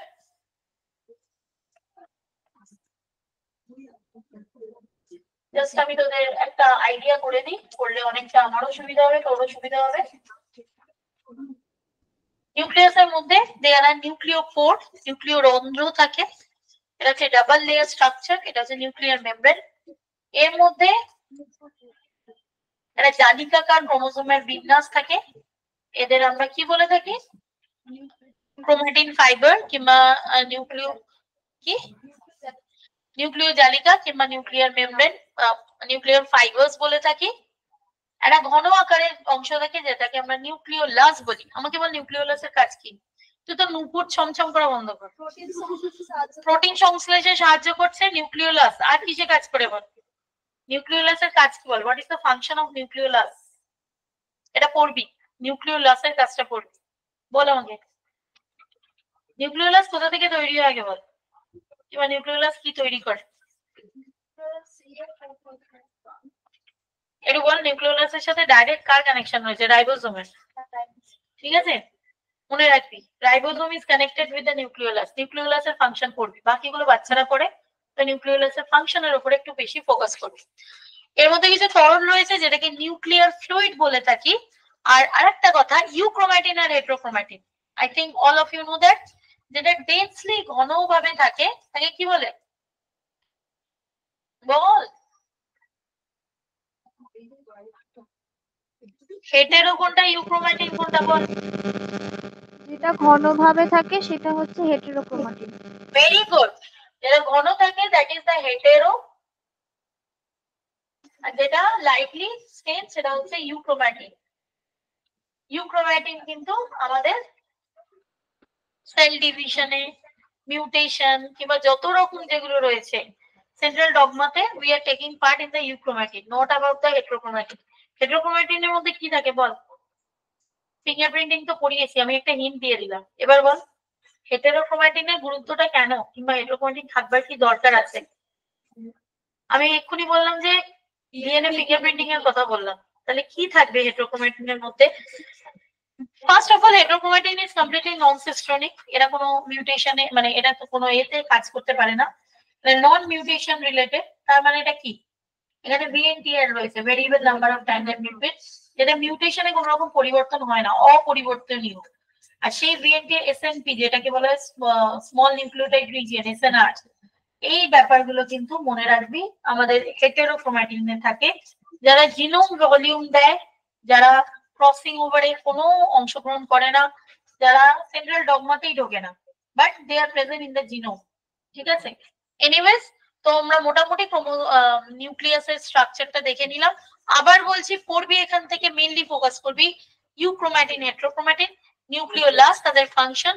আর নিউক্লিওপোর দিয়ে কি হয় এখানে যে তোর, আচ্ছা নিউক্লিয়াসে সেন্ট্রাল ডগমার কি কি হয় বল? কোন কোন প্রসেস দুটো হয়?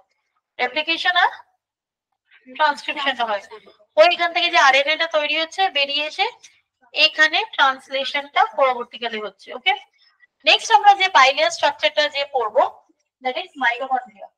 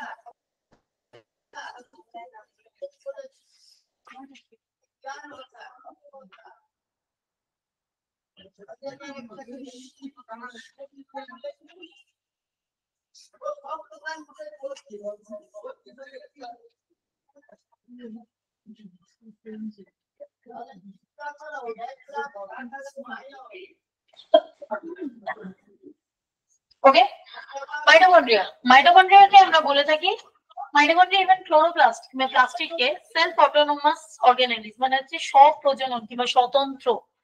সেলফ অটোনোমাস মানে কি? They have their own genome, they have their own DNA, তাদের নিজস্ব ডিএনএ থাকে। এই নিজস্ব ডিএনএ থাকারটাতে ফায়দা কি হচ্ছে? What about the beneficiary? They can do themselves মানে দে ক্যান রেপ্লিকেট, তারা নিজেরা মাইটোকন্ড্রিয়া তৈরি করতে সক্ষম। মনে রাখবি একটা আমাদের কাছে টুইস্টিং একটা কোয়েশ্চেন থাকে যে সেলের মধ্যে দুরকম কম্পোজিশন অফ রাইবোজোম পাওয়া যাবে কোথায়? সেলের মধ্যে ধরে নে আমরা একটা সেল বলছি, ইউক্যারিওটিক সেল বলছি, সেলের মধ্যে তো রাইবোজোম কত থাকে? নরমাল রাইবোজোম 80S রাইবোজোম, হ্যাঁ কি না? 80S। তার মধ্যে মাইটোকন্ড্রিয়া রয়েছে, প্লাস্টিড রয়েছে, তাহলে প্ল্যান্ট সেল। প্লাস্টিড আর মাইটোকন্ড্রিয়ার মধ্যেও যে রাইবোজোম থাকে দে আর বাট 70S, এটা মনে রাখবি। Cell within prokaryote, a eukaryote cell within having the prokaryote function, একটা জিনিসের ক্ষেত্রে প্রযোজ্য, that is ribosome is 70S within mitochondria as well as within the plastid। প্লাস্টিডের মধ্যে কিন্তু 70S থাকে, এটা ভুলবি না, কখনো ভুলবি না। স্টুডেন্টরা কিন্তু ওই জায়গাটা মানে মিস আউট করে যায়। মানে একটি কোষ ইউক্যারিওটিক কোষের মধ্যে মাইটোকন্ড্রিয়া আর plastid, ribosome is equal to 80S নয় 70S, ওটা মনে রাখবি। মানে এই ধরনের কোয়েশ্চেন থাকলে তোরা এটা লিখতে, এটা অ্যাসেন্ট রিজনের কোয়েশ্চেন।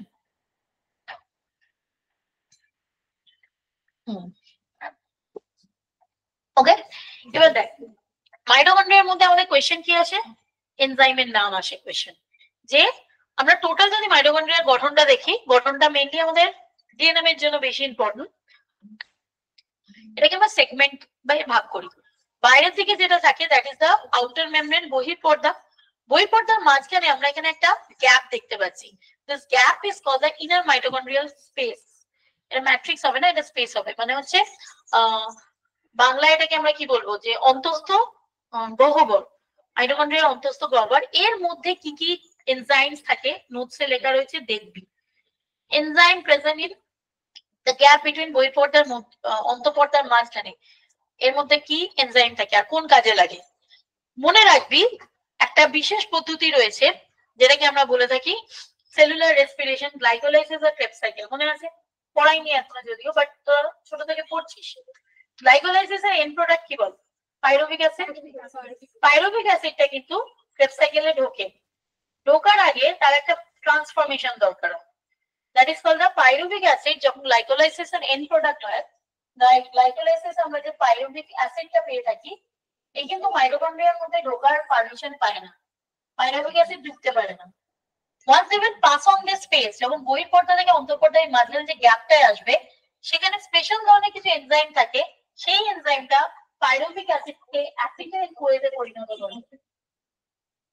অ্যাসিটাইল কোয়ে কিন্তু পরবর্তীকালে ক্রেবস সাইকেলে পার্টিসিপেট করতে পারে। তো এই যে পার্টিকুলার পাইরুভিক অ্যাসিড থেকে অ্যাসিটাইল কোয়ে তৈরি হচ্ছে, এই যে ঘটনাটা কিন্তু ঘটছে ইনার মাইটোকন্ড্রিয়াল স্পেসে। আর ক্রেবস সাইকেলটা কিন্তু মাইটোকন্ড্রিয়াল ম্যাট্রিক্সে হয়, এই ধাত্রে হচ্ছে। কিন্তু এনজাইমটার নাম হচ্ছে তোর অ্যাসিটাইল কোয়ে, দেখে নিচ্ছি, এখানে লেখা থাকা উচিত। না থাকে আমি নেক্সট দিন তোদের বলে দেবো, আমাকে বলবি, বলে দেবো। আচ্ছা লেখা আছে, দেখছি দাঁড়া। মাইটোকন্ড্রিয়াল এনজাইমস, এই তো মাইটোকন্ড্রিয়ার বহিঃপর্দা, বহিঃপ্রকোষ্ঠ, নিউক্লিওসাইড, লাইফোসফেট, অ্যাডিনাইলেট কাইনেজ, না কাইনেজ নেই, এটিপি সিনথেস এখানে লেখা নেই, বাট অনেক এনজাইম রয়েছে। আচ্ছা এনজাইম গুলো মার্ক কর আগে, এখানে এনজাইম গুলো মার্ক কর, আমি নেক্সট দিন বলে দেবো এনজাইমটা না এক্স্যাক্টলি এক্ষুনি মনে পড়ছে, মনে পড়লে বলে দিচ্ছি। মার্ক করবি এনজাইম গুলোর নাম। নেক্সট মনে রাখবি যদি ভেতরে ম্যাট্রিক্স এর কথা বলি, ম্যাট্রিক্স এর মধ্যে এরকম আঙুলের মতন প্রবর্ধক থাকে, this are called finger like projection called cristae. ক্রিস্টির মধ্যে বিশেষ ধরনের যে পদ্ধতিটা সেলুলার রেসপিরেশনে হয়, ইটিএস, ইলেকট্রন ট্রান্সপোর্ট সিস্টেম, যেখানে তো সাইটোক্রোম পাথওয়েজ থাকে 5খানা, আবার পড়াবো যখন তখন ভালো করে ডিটেইলিং করব। তো এই সাইটোক্রোমের মাধ্যমে এই ব্যাপারটা যখন হচ্ছে, there is one more important thing, tennis র্যাকেটের মতন দেখতে, this is called the oxysome. এই অক্সিজোমটার আদার নাম হচ্ছে F1 অথবা F0 পার্টিকেল। যা তোর F1 তাই তোর অক্সিজোম, তাই তোর F0 পার্টিকেল। একটা জিনিসের তিনটা নাম। তাহলে ক্রিস্টির মধ্যে F0 পার্টিকেলই হচ্ছে যে সে কিনা মেইনলি তোর the process call electron transport system ETS এই ঘটনাটা ঘটিয়ে থাকে। গ্লাইকোলাইসিস সাইটোপ্লাজমে হয়। The next pathway that is called the Krebs cycle that happen inside the matrix ধাত্রের মধ্যে হচ্ছে। আর যেটা থার্ড যেটা ETS সেটাই F1 কিংবা অক্সিজমে হচ্ছে। তো আমি আবার বলছি প্রত্যেকটা রিলেটেড এনজাইম ভালো করে একটা করে পড়বি।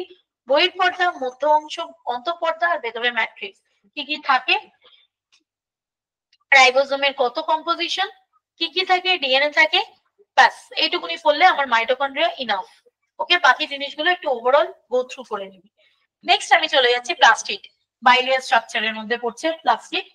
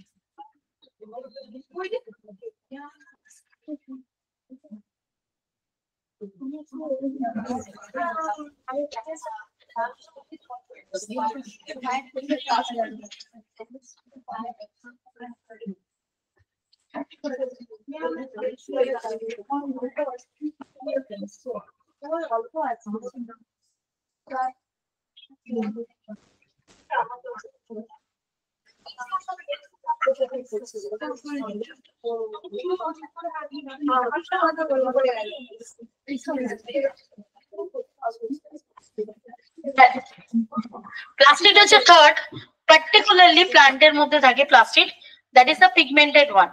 In case of the pigmented one, যেটাতে আমরা গঠনটা যদি দেখে থাকি, প্লাস্টিডের গঠনে আমরা দুটো মেজর অংশ দেখতে পাই। One portion which is called the stroma, স্ট্রোমাটা হচ্ছে যার মধ্যে মেনলি ফটোসিনথেসিসের ডার্ক রিঅ্যাকশন মানে অন্ধকার দশাটা হয়ে থাকে, কারণ এখানে অনেক কিছু থাকে, এনজাইমস থাকে, রিভিউসকো থাকে, অনেক কিছু থাকে। আর যেটা মেনলি লাইট ফেজ মানে আলোক দশাটা যেখানে হয় সেটা হচ্ছে এরকম চারটির মতন অংশ, সেটাকে আমরা গ্রানা বলে থাকি। একটা ইউনিটকে গ্রানাম বলে থাকি, একাধিক হলে গ্রানাম, আর একটা পার্টিকুলার স্ট্যাকের মধ্যে 10টা একসাথে গ্রানা থাকে, যেটাকে আমরা থাইলাকয়েড বলে থাকি। ওকে, সো এই থাইলাকয়েড গুলো কিন্তু প্রত্যেকের সাথে কানেক্টেড থাকে। থাইলাকয়েডের মধ্যে mainly there is LHC, light harvesting complex, যারা কিনা ফটোসিনথেসিসের সময় আলোটাকে গ্রহণ করতে পারে। ট্র্যাপিং এলিমেন্ট থাকে, মানে কোয়ান্টাজোম থাকে। দ্য স্পেশাল পিগমেন্ট, ক্লোরোপ্লাস্টিডের যে পিগমেন্ট তাকে আমরা কোয়ান্টাজোম বলে থাকি, যাদের মধ্যে LHC আছে। আমরা ফটোসিনথেসিসের সময় এটাকে আমরা ডিটেইলিং করব, বাস এইটুকুনি। আর সেম জিনিস ডিএনএ থাকবে, রাইবোজোম থাকবে, আর প্রচুর পরিমাণে এনজাইম থাকে। তো আমি বলবো প্লাস্টিডের মধ্যে যেটা ভালো করে দেখবি, ক্রোমোপ্লাস্ট, ক্লোরোপ্লাস্ট, লিউকোপ্লাস্ট, মানে হচ্ছে তোর যেটা হচ্ছে বর্ণযুক্ত, একটা সবুজ বর্ণ আর একটা হচ্ছে যে বর্ণহীন, ওগুলোর টাইপস আর প্রত্যেকটার একটা করে এক্সাম্পল দেখবি in case of the plastid. Okay, leuco থাকবে তো, বললাম তো বর্ণহীন লিউকোপ্লাস্ট, ক্রোমোপ্লাস্ট আর ক্লোরোপ্লাস্ট। লিউকোপ্লাস্টটা দেখবি তিনটে আছে, অ্যামাইলোপ্লাস্ট, ইলিওপ্লাস্ট, ইলাইওপ্লাস্ট। 9 থেকে পড়ছে, সেগুলো মোটামুটি হয়ে যাবে, কোনো চাপ নেই, এগুলো ইজি আছে। ওকে, তো now we are moving to the next one which is called GERL system. Okay, এটা ভীষণ দরকার, which is very much important। তো কি হয়েছে আজকে, মন খারাপ, মার খেয়েছিস? হ্যাঁ, কি হয়েছে? কি হয়েছে তোর? রেজাল্ট ভালো হয়নি? তাহলে মন খারাপ, কি হয়েছে? তো মুখ চোখ এত কান্না, এক্ষুনি কেঁদে ফেলবি লাগছে।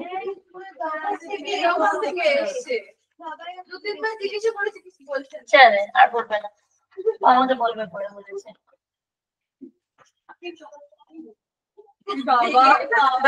কি বলছে? তোরা সেই চকলেটের পেছনে পড়ে আছিস। না খাওয়াবো না, রেজাল্ট ভালো কর তারপর খাবো। তোরা এখন বলছিস আমি খেয়ে, তো খালি কথা শোনাস না, অসভ্য তোরা সিরিয়াসলি। এইটা হচ্ছে বেশি অসভ্য। কে বললো রে লজেন্স খাওয়াইনি বলে? যত বলে খাওয়াবো না, আমার এবার আর লজ্জা লাগছে না।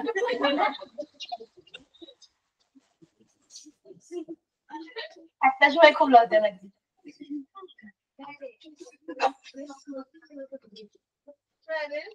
দেখ এটা একটু দেখ, জিআরএল সিস্টেমের পুরো নামটা কি? G for Golgi, year for endoplasmic reticulum, L for lysosome. এই জিনিসটা আমরা কেন পড়বো? আমাদের ভীষণভাবে দরকার, কারণ তোরা যদি একটা কোষের আকারের চিন্তা করে থাকিস,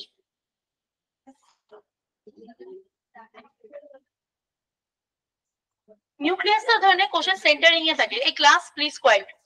নিউক্লিয়াসটা কোষের সেন্টারিং এ থাকে, তারপরে যে প্রথম যে থাকে ঘিরে থাকে সে হচ্ছে ইয়ার, জানিস তো এন্ডোপ্লাজমিক রেটিকুলাম থাকে। ইয়ারের ঠিক পেছনে আমার থাকে গলগি ভেসিকলস, গলগি, আর গলগির পরবর্তী হচ্ছে তোর লাইসোজোম। তো এরা মেইনলি তোর সিস্টেম অফ জিআরএল সিস্টেমটা তৈরি করে। এর পেছনে মেইন সিগনিফিকেন্স হচ্ছে কোষের মধ্যে যে সেন্ট্রাল ডগমাটা তৈরি হচ্ছে, কোষের মধ্যে বলবো না, rather to say inside the nucleus, যে সেন্ট্রাল ডগমাটা তৈরি হয়, সেন্ট্রাল ডগমার মাধ্যমে একটা স্পেসিফিক আরএনএ তৈরি হলো, যেখানে ক্রোমোজোম নাম্বার 11 তোর ইনসুলিন তৈরি করবে। ওকে, তো ক্রোমোজোম নাম্বার 11 জন ইনসুলিন, তোরা জানিস ইনসুলিন একটা প্রাইমারি প্রোটিনের গঠন, সিম্পল একটা লম্বা চেন, ছোট একটা ছোটখাটো প্রোটিন। তো সেই ইনসুলিন তৈরি করার জন্য যে জিনটা রেসপন্সিবল, সেই জিনটাকে ট্রান্সক্রিপশন করতে হবে, এটুকু তো আমাদের জানা আছে। ট্রান্সক্রিপশন করে রেসপেক্টিভ আরএনএ মানে এমআরএনএ তৈরি হবে, mRNA will come out and তারা এই ER, and what ER? R ER, rough endoplasmic reticulum, সেই পার্টিকুলার সেই জায়গাতে যেখানে প্ল্যাটফর্মের মতন কাজ করে ট্রান্সলেশন প্রসেসটা হলো, রাইট? ট্রান্সলেশন করে আমার সেখানে কি তৈরি করবে? বলবে ম্যাম প্রোটিন তৈরি হবে। প্রোটিনটা কি করবে? হাত পা নিয়ে চলে যাবে, কোষ থেকে বাইরে বেরোবে কি করে? বাইরে বেরোনোর জন্য there is some particular segments are there, this segments are under GERL system. ER এর মধ্যে, আরইআর এর মধ্যে যে প্রোটিনটা তৈরি হচ্ছে কিংবা তো স্টেরয়েডটা তৈরি হচ্ছে, তাকে কোষ থেকে বেরোতে হবে। How they will come out? They will finally go to the Golgi, গলগির মধ্যে যাবে। গলগির দুটো সাইড আছে, একটা হচ্ছে সিস আর একটা হচ্ছে ট্রান্স গলগি।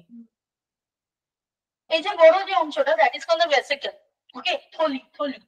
এই থলির মধ্যে আর ইয়ার থেকে যে প্রোটিনটা তৈরি হয়েছে সে কিন্তু এখনো ফাইনালি হয়নি, মানে প্রোটিনটা হয়ে গেছে, তার তখনও ফাইনাল পলিশিং বাকি। প্রোটিনটা সে এখনো কোষ থেকে বেরোতে পারবে না, তাকে অ্যালাউ করবে না। তো গলগি বলবে you come get inside me, আমার মধ্যে এসো। তো এখানে এসে ফাইনালি যে সিস গলগিটা রয়েছে তার মধ্যে, গলগি ভেসিকলস এর মধ্যে এই প্রোটিনটা আসবে, এসে কি করবে? স্টোরেজ হিসাবে কাজ করলো, কিছুক্ষণ সঞ্চয় থাকবে, কিছুটা ফাইনালি হয়ে পরবর্তীকালে এটা সিস গলগিতে থেকে ট্রান্স গলগির কাছে চলে আসলো। ফাইনালি সেখান থেকে এরকম ছোট ছোট গলগি ভেসিকলস তৈরি করবে। আটা বাড়িতে যখন রুটি বানায় ফার্স্টে আটার লেচি বানায়, তো দেখেছিস তো লেচি বার করে, ঠিক ওই রকম চিন্তা করে একটা গলগি হচ্ছে জাস্ট লাইক আটা মাখা হয়ে গেছে, এবার বাড়িতে কটা রুটি খাবে, কে কটা রুটি খাবে, সেই হিসেবটা হচ্ছে। ওকে, তো সেই রকম পুরোটা হচ্ছে সিস, মানে হচ্ছে সেই লম্বা আটা, সেখান থেকে হেডস হিসাবে এরকম কাটিং করা হবে। এই কাটিং এর মধ্যে তোর যথেষ্ট অ্যামাউন্টের প্রোটিন দেওয়া হবে। ওকে, তো সেই প্রোটিনটা পরবর্তীকালে এখান থেকে ছেড়ে বেরিয়ে আসলো, and that will this one, যেটা হচ্ছে ফাইনালি এই গলগির মধ্যে যথেষ্ট পরিমাণে ইনসুলিন আছে, বাট গলগি কিন্তু মুভ করতে পারে না, ইয়ার কিন্তু মুভ করতে পারে না, পুরো কোষের মধ্যে মুভ করতে পারে লাইসোসোম, মনে রাখবি। তো পার্টিকুলারলি সে পরবর্তীকালে এরকম ছোট ছোট লাইসোসোমের মধ্যে এই মেসেঞ্জার্স গুলোকে পাঠিয়ে দেবে in the form of the insulin hormone. এবার সেই ইনসুলিনটা কোষের মধ্যে, কোষের প্লাজমা মেমব্রেনে গিয়ে এখানে তোর বাস্ট আউট হয়ে গিয়ে ব্লাড সেলের মধ্যে চলে যাবে। তো জিইআরএল সিস্টেমে মেন হচ্ছে সেন্ট্রাল ডগমাতে যেটা তৈরি হচ্ছে, আরইআর এ যেটা ফাইনাল পলিশিং কিংবা ফিনিশিং হচ্ছে, যে প্রোটিনটা তৈরি হচ্ছে সেটা গলগি স্টোর করে রাখে। গলগিকে আমরা বলে থাকি post office of a cell. কেন পোস্ট অফিস? পোস্ট অফিস হচ্ছে সেই জন্য মেসেঞ্জার্স, মেসেজ, পার্সেল যাই হোক ওখানে এসে স্টোর হয়। আর আমাদের লাইসোসোম হচ্ছে শুধু তোর আত্মঘাতী থলি নয়, they are not only suicidal bag, they are also having other name, that is called the postman of a cell. Postman, post office থেকে পোস্টম্যান পার্সেল নিয়ে নিয়ে রেসপেক্টিভ জায়গায় যায়, ঠিক লাইসোসোমও কিন্তু এই কাজটাই করে থাকে। তো লাইসোসোম রেসপেক্টিভলি নির্দিষ্ট যেখানে গিয়ে কোষের প্লাজমা মেমব্রেনে গিয়ে বাস্ট আউট করে ফেটে যায়, ফেটে গিয়ে এখান থেকে তোর রেসপেক্টিভ ব্লাডের মধ্যে এটা ছড়িয়ে গেল। তো দ্যাট অলসো ডিপেন্ড। তো এই সিস্টেমটা ভীষণভাবে important, which is called the GERL system. এটার আরেকটা নাম হচ্ছে এন্ডোমেমব্রেন সিস্টেম। ঠিক আছে, তো মোটামুটি আমরা একটা ওভারঅল আইডিয়া করতে পারলাম যে জিইআরএল সিস্টেমের মধ্যে আছেটা কি। আরইআর রয়েছে, অবশ্যই গলগি থাকবে, গলগির মধ্যে স্টোরেজ হিসাবে জমা থাকবে, লাইসোসোম থাকবে। আর আরেকটা জিনিস মনে রাখবি, যদি কোনো কোষের মধ্যে তোর যখন আমরা পড়েছিলাম সেল সাইকেল পড়েছিলাম, সেল সাইকেলে পড়েছিলাম P53 সিডিকে ব্লকার্স গুলো কাজ করে, কোষ ধরে নিয়ে ঠিকঠাক করে কাজ করতে পারছে না, সেই সময় কোষের যে সেল সাইকেলে যে নিউক্লিয়াস রয়েছে সে সিগন্যাল দেবে অটোমেটিক্যালি ওই যে P53 ইনঅ্যাক্টিভ যে প্রোটিনটা কিংবা সিডিকে, সেই প্রোটিনটা রেসপেক্টিভ ট্রান্সলেশন করে প্রোটিন তৈরি করবে। সেই প্রোটিনটা যখন লাইসোসোমের মধ্যে আসবে, এটাই নিয়ম, লাইসোসোমের মধ্যে আসবে, lysosome automatically the amount of the enzyme দেখেই বুঝতে পারবে যে আমাকে এটাকে ডিস্ট্রয় করতে হবে। এটা অটো সিগন্যাল, কোষের নিজস্ব সিগন্যালিং। তখনই বুঝবে লাইসোসোমকে কেন আত্মঘাতী থলি বলে। কোষ যদি ঠিকঠাক না থাকে কোষটাকে নষ্ট করে দেবে lysosome. So this is the way. এদের মধ্যে যে হাইড্রোলাইটিক এনজাইমটা রয়েছে এমন ভাবে এরা বাস্ট করবে, কোষের বাইরে না ভেতরেই বাস্ট করবে, তাই না? পুরো সেলটা অটোপসি মানে অটোফ্যাজি হয়ে যায়, নিজে থেকে মরে যেতে পারে। কিন্তু এইখান থেকেই কিন্তু চালনা হয় যে সেল সাইকেলটা গন্ডগোল হয়েছে, এবার তোমার ট্রান্সক্রিপশনের পর ট্রান্সলেশন যখন হবে সেই সিডিকে প্রোটিন তৈরি হবে, সাইক্লিন ডিপেন্ডেন্ট কাইনেজ প্রোটিন।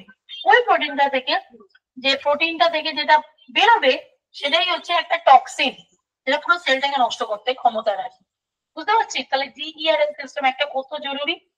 কেন জিইআরএল সিস্টেম মনে রাখবি, কেউ নিজের জায়গা থেকে মুভ করতে পারে না, there is no one other than lysosome. লাইসোসোমই চারিদিকে ঘুরতে পারে, প্রয়োজন মতন তারা মুভ করতে পারে। তো তারা শুধু জিনিসটাকে নিয়ে মেসেঞ্জার হিসাবে কাজ করে, প্লাজমা মেমব্রেনে এসে তোর ট্রান্সপোর্ট চ্যানেল থাকুক, রিসেপ্টর চ্যানেল থাকুক, কিংবা সেখানে বাস্ট আউট করার হলো, সে সেটা করতে পারে। That is all about the GERL system. এটাকে আমরা এন্ডোমেমব্রেন সিস্টেমও বলে থাকি। বোঝা গেল? তাহলে আমি তোদের এই সিস্টেমটা পড়ালাম, তোদের মনে হয় জিইআরএল সিস্টেমটা ভালো করেই লেখা রয়েছে। এই তো জিইআরএল সিস্টেম, এন্ডোমেমব্রেন সিস্টেমের গঠন, এগুলো একটু দেখবি। এরপর আমি ইয়ারটা আমি পড়াচ্ছি না, ইয়ার সেম ধরন, হ্যাঁ ইয়ারটাই পড়াচ্ছি। আগে রাইবোসোম পড়াই, তারপর ইয়ার আর গলগি একসাথে পড়িয়ে দেবো। মিনিট দাঁড়া, একটু দেখে নি, 1 মিনিট।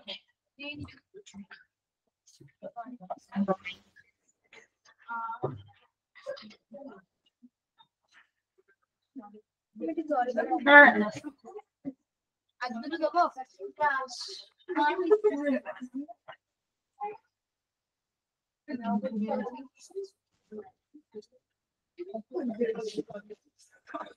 ইন্টারভেল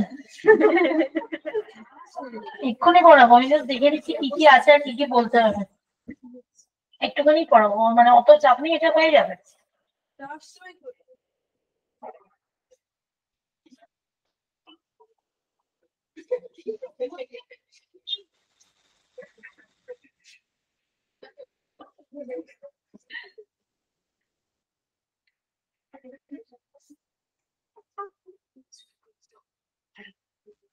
ওকে, ছটা পনেরো আগে হয়ে গেলে ছেড়ে দেবো, 6:15 অব্দি পড়া। তো শনিবার দিন কি হলো তাহলে ক্লাসে?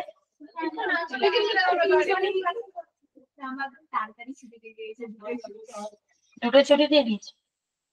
একটা এমার্জেন্সি এসে গেছিল, সেই জন্য আসতে পারে। ভালো হয়েছে স্কুলে একজন টিচার মারা গেছিল, ওই জন্য আসতে পারিনি স্কুল থেকে। হ্যাঁ, ও আমাদেরকে বললো যে ফ্যামিলি মেম্বার ছিলেন। না না না, ফ্যামিলি না, মানে খুবই ক্লোজ একজন, আমাদের স্কুলেরই একজন দিদি। না না, স্কুলের মধ্যে ডায়ালিসিস মানে খুব বাজে ভাবে, তার মাত্র বয়স মানে মানে জাস্ট 40ও হয়নি, এটা মাত্র 5 বছরের বাচ্চা। কিডনির প্রবলেম ছিল, কিডনির প্রবলেম এতটাই ম্যাসিভ প্রবলেমটা হয়ে গেছিল যে ডায়ালিসিস মানে নিতে পারছিল না, চলছিল 1 মাস ধরে পুরো, মানে 1 তারিখ 1 ডিসেম্বর ভর্তি হয়েছে হসপিটালে, আর এই জাস্ট ওই 11 তারিখ, মানে ধরো 11 তারিখ মারা গেল, পুরো টানা ছিল হসপিটালে। তো মানে আমাদের, মানে আমার খুব ক্লোজ একজন ওই দিদিটা, জিওগ্রাফি। এনিওয়েজ, তো আমি এবার রাইবোজোম পড়াচ্ছি। সাডেনই হয়েছে না, মানে সকালবেলা 9টার সময় স্কুলে ছিলাম, খবর পেলাম।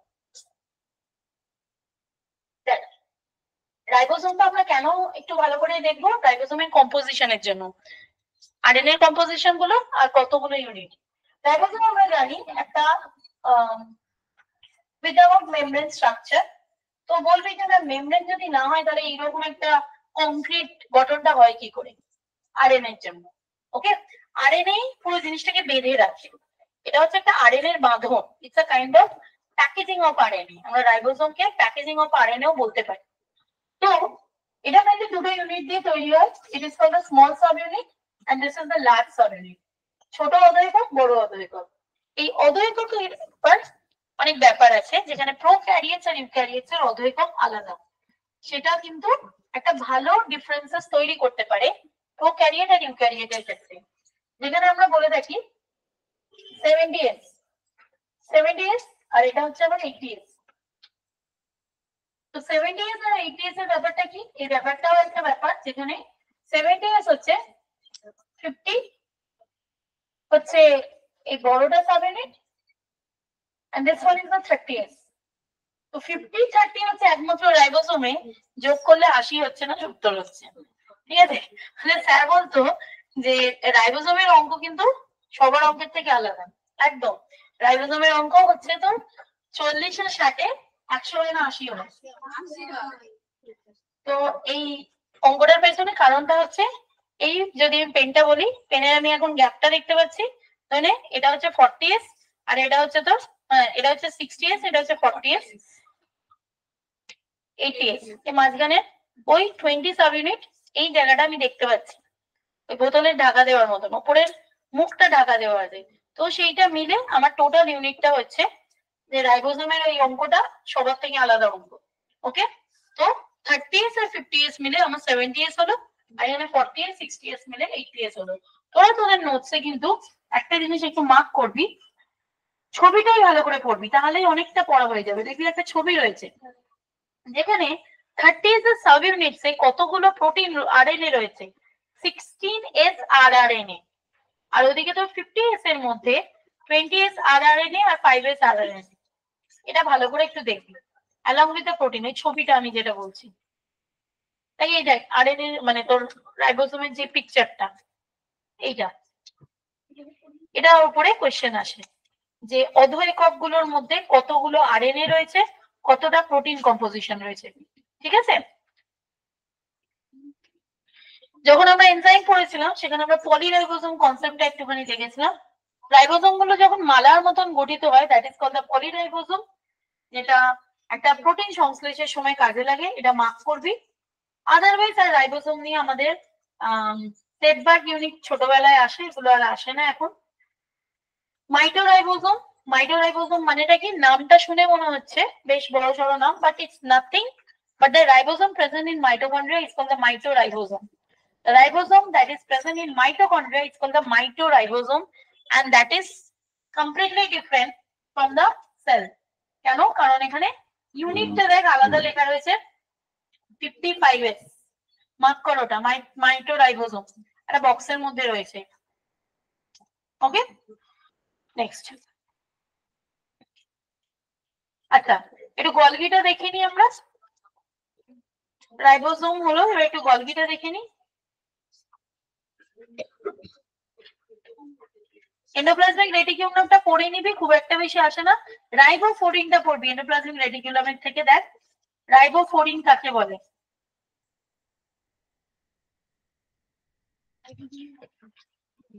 এন্ডোপ্লাজমিক রেটিকুলাম যেখানে আছে তার পরের পেজে দেখবে একটা বক্সের মধ্যে হোয়াট ইজ রাইবোফোরিন লেখা রয়েছে,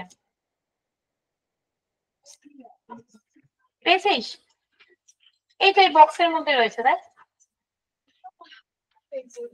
রাইবোফোরিনটা দেখে নিবি। আর মাইক্রোরাইবোসোম তো এক্ষুনি বললাম।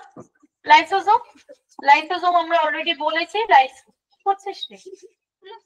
ও আচ্ছা আচ্ছা, লাইসোসোমের ব্যাপারটা আমরা যেটা বলেছি, সংখ্যার অবস্থানটার উপর ফোকাস করবি। লাইসোসোমের কোথায় বেশি বেশি লাইসোসোম থাকে মনে রাখবি, যে কোনো সিক্রেটারি মানে হচ্ছে ক্ষরণকারী যে কোনো কোষের মধ্যে লাইসোসোমের সংখ্যা সব সময় বেশি থাকে। ওকে, সিক্রেটারি। তো ক্ষরণকারী কোষ ডব্লিউবিসি তে লাইসোসোমের বেশি থাকে। ছোট ছোট থলি আকারে সাইটোপ্লাজমে ছড়িয়ে থাকে, পেঁয়াজের বীজ কোষ, ভুট্টা ইত্যাদিতে থাকে।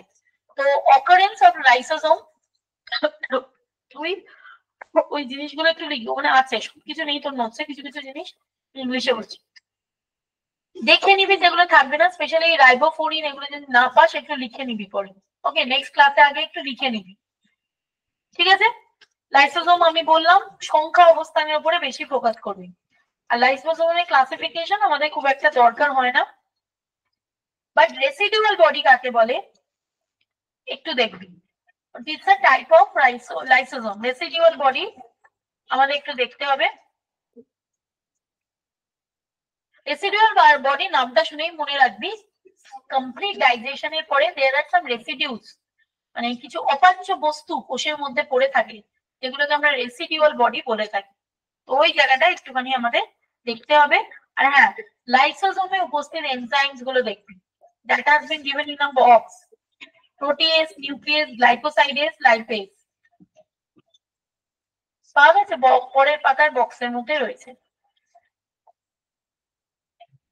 Done. Next we are going to the next part, that is vacuole. Almost শেষের দিকে আমরা চলে এসেছি। ভ্যাকিউল মানে যেটাকে আমরা কোষ গহ্বর বলে থাকি। ভ্যাকিউল কিন্তু ভালো মতন আমরা উদ্ভিদ কোষে দেখি, যেখানে ভ্যাকিউল না থাকলে উদ্ভিদ কোষের ক্ষেত্রে একটু প্রবলেম হতো। কি প্রবলেম হতো কেউ বলতে পারবি? আর টার্জিটি মেনটেন করতে পারতো না। কোষে আমরা গাছে জল দিই তো, খাবার তো দিই না, গাছকে মাংস মাছ এসব রান্না করে দিই না, তো ভাবতেই পারছি না। গাছ জলই খায়, আর যা খায় জলের মধ্যেই খায়, ভাবলেই হাসি পাচ্ছে না?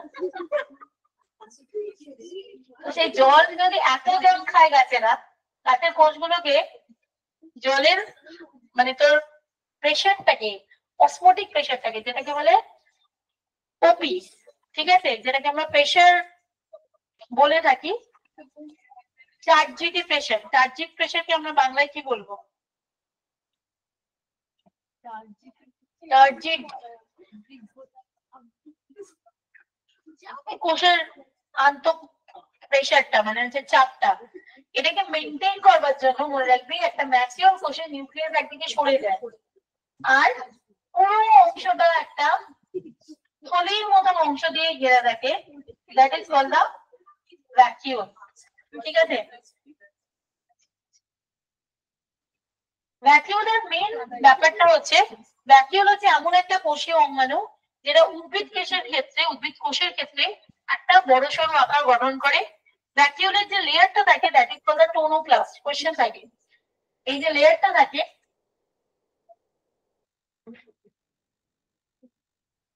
এটাকে বলে টোনোপ্লাস্ট।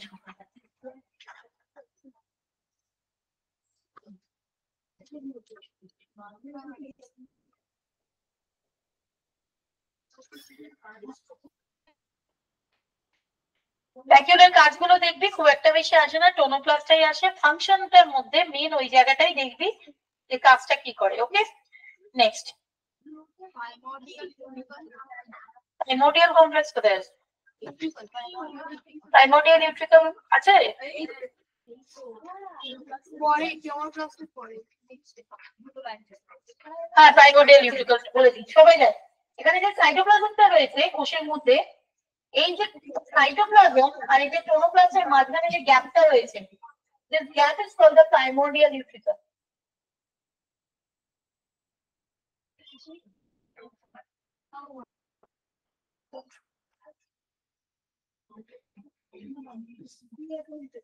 বুঝেছিস? প্রাইমোডিয়াল ইউট্রিকাল আর ক্লোরোপ্লাস্টটা দেখবি। ওকে, নেক্সট আমরা দেখে নিই যেটা পড়বার মতন আছে, কি কি আছে। প্লাস্টিক তো বলা হয়ে গেছে, ক্লোরোপ্লাস্ট, গ্লিকোপ্লাস্ট এগুলো দেখবি। আচ্ছা, মাইক্রোবডিজ এর মধ্যে একটু তোরা মার্ক করে নে। মাইক্রোবডিজ মানে হচ্ছে, মাইক্রোবডিজটা বার কর তোরা। মাইক্রোবডিজ কিছুই না, সাম স্মল ক্রিস্টালস, কোষের মধ্যে কিছু কেলাস। আদার দ্যান লাইসোজোম কোষের মধ্যে ঘুরে বেড়ায়, তাদের বলা কেলাস কিংবা মাইক্রোবডিজ। মাইক্রোবডিজ এর মধ্যে যেটা তোরা পড়বি, পেরক্সিজমটা পড়বি, বেশি ডিটেইলিং করবি না। কাকে বলে পেরক্সিজম করবি, কাজটা দেখবি। কাজের মধ্যে মেইনলি তোরা নাম্বার 2 যে ফাংশনটা রয়েছে, urate axis amino oxidase hydrogen peroxide H2O2,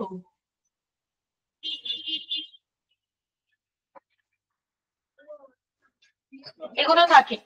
পেরক্সিজমের সংখ্যাটা পড়বি আর এটা পড়বি। স্পেরোজোম পড়বি, স্পেরোজোম নামটা পড়বি, মানে দ্য ডেফিনেশন অফ দ্য স্পেরোজোম, কাকে বলে কোষের মধ্যে থাকে, অবস্থান স্পেরোজোম এক্স্যাক্টলি কোথায় থাকে দেখবি। আর কাজ ভীষণ ইম্পর্টেন্ট।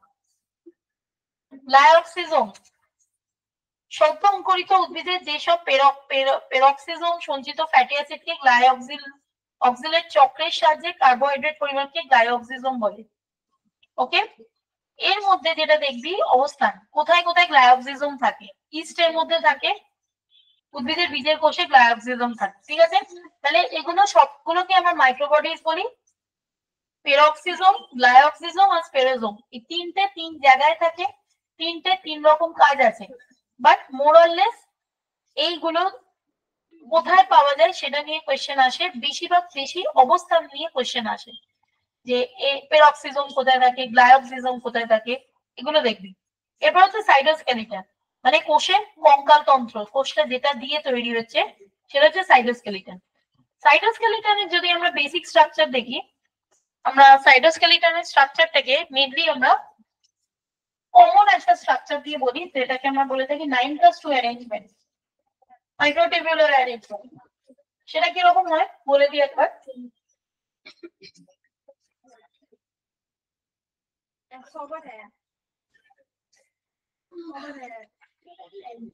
দেখ,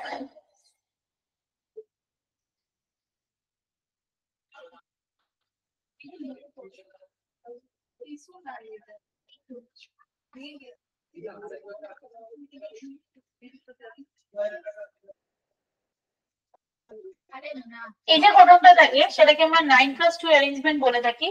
সেটা হয়টা কেমন ভাবে,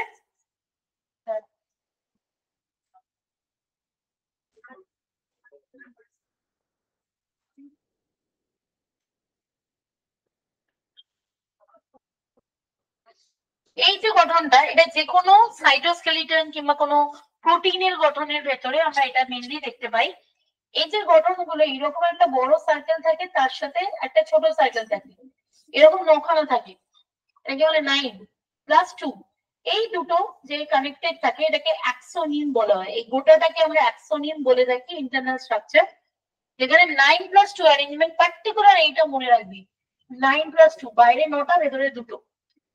এই গঠনটা হচ্ছে স্পেশালি সাইটোস্কেলিটনের টিউবিউলিন প্রোটিন বল, সিলিয়ার প্রোটিন বল, যে কোনো প্রোটিন যেগুলো তো ওই নালিকা অনুনালিকা গঠন করে, তার মধ্যে মেইনলি সাইটোস্কেলিটনের ক্ষেত্রে 9+2 অ্যারেঞ্জমেন্ট, যেখানে অ্যাক্সোনিম বলে এই গঠনটা দিয়ে তৈরি হয়। এইটুকুনি মনে রাখলেই যথেষ্ট সাইটোস্কেলিটনের স্ট্রাকচারে।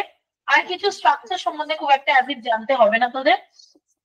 তোদের নোটসে দেখবি সেন্ট্রোজোম বলছি, তার আগে তোর সিলিয়া ফ্ল্যাজেলা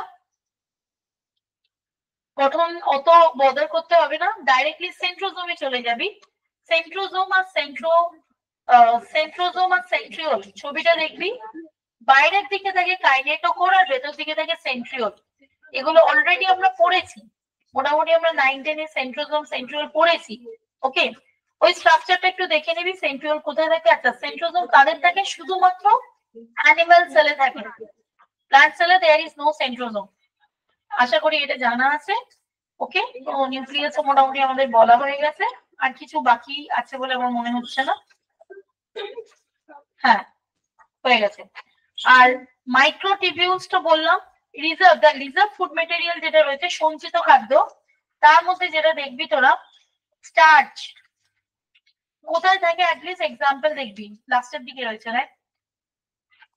স্টার্চটা দেখবি, তৈলবিন্দু, অয়েল ড্রপলেট, গ্লাইকোজেন, এগুলো কোথায় থাকে? শুধু কোথায় থাকে দেখবি, কোথায় থাকে। খরিত পদার্থের মধ্যে জাইমোজেন গ্র্যানিউল, নাম দেখবি, খরিত পদার্থের নাম দেখবি লাস্টের দিকে খরিত পদার্থ। হ্যাঁ, আর বর্জ্য পদার্থের মধ্যে সিস্টোলিন, লিথোস্টেট আর গ্রাফাইট, এগুলো গাছের থাকে, মানুষের থাকে না। বর্জ্য পদার্থের মধ্যে সিস্টোলিন, গ্রাফাইট আর লিথোস্টেট,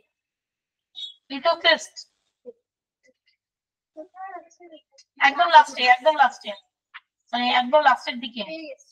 ঠিক আছে, ব্যাস মোটামুটি আমাদের এই চ্যাপ্টারটা এখানে শেষ হলো। নেক্সট আমরা দেখছি কি করা যায়, 11টাই করাবো হয়তো।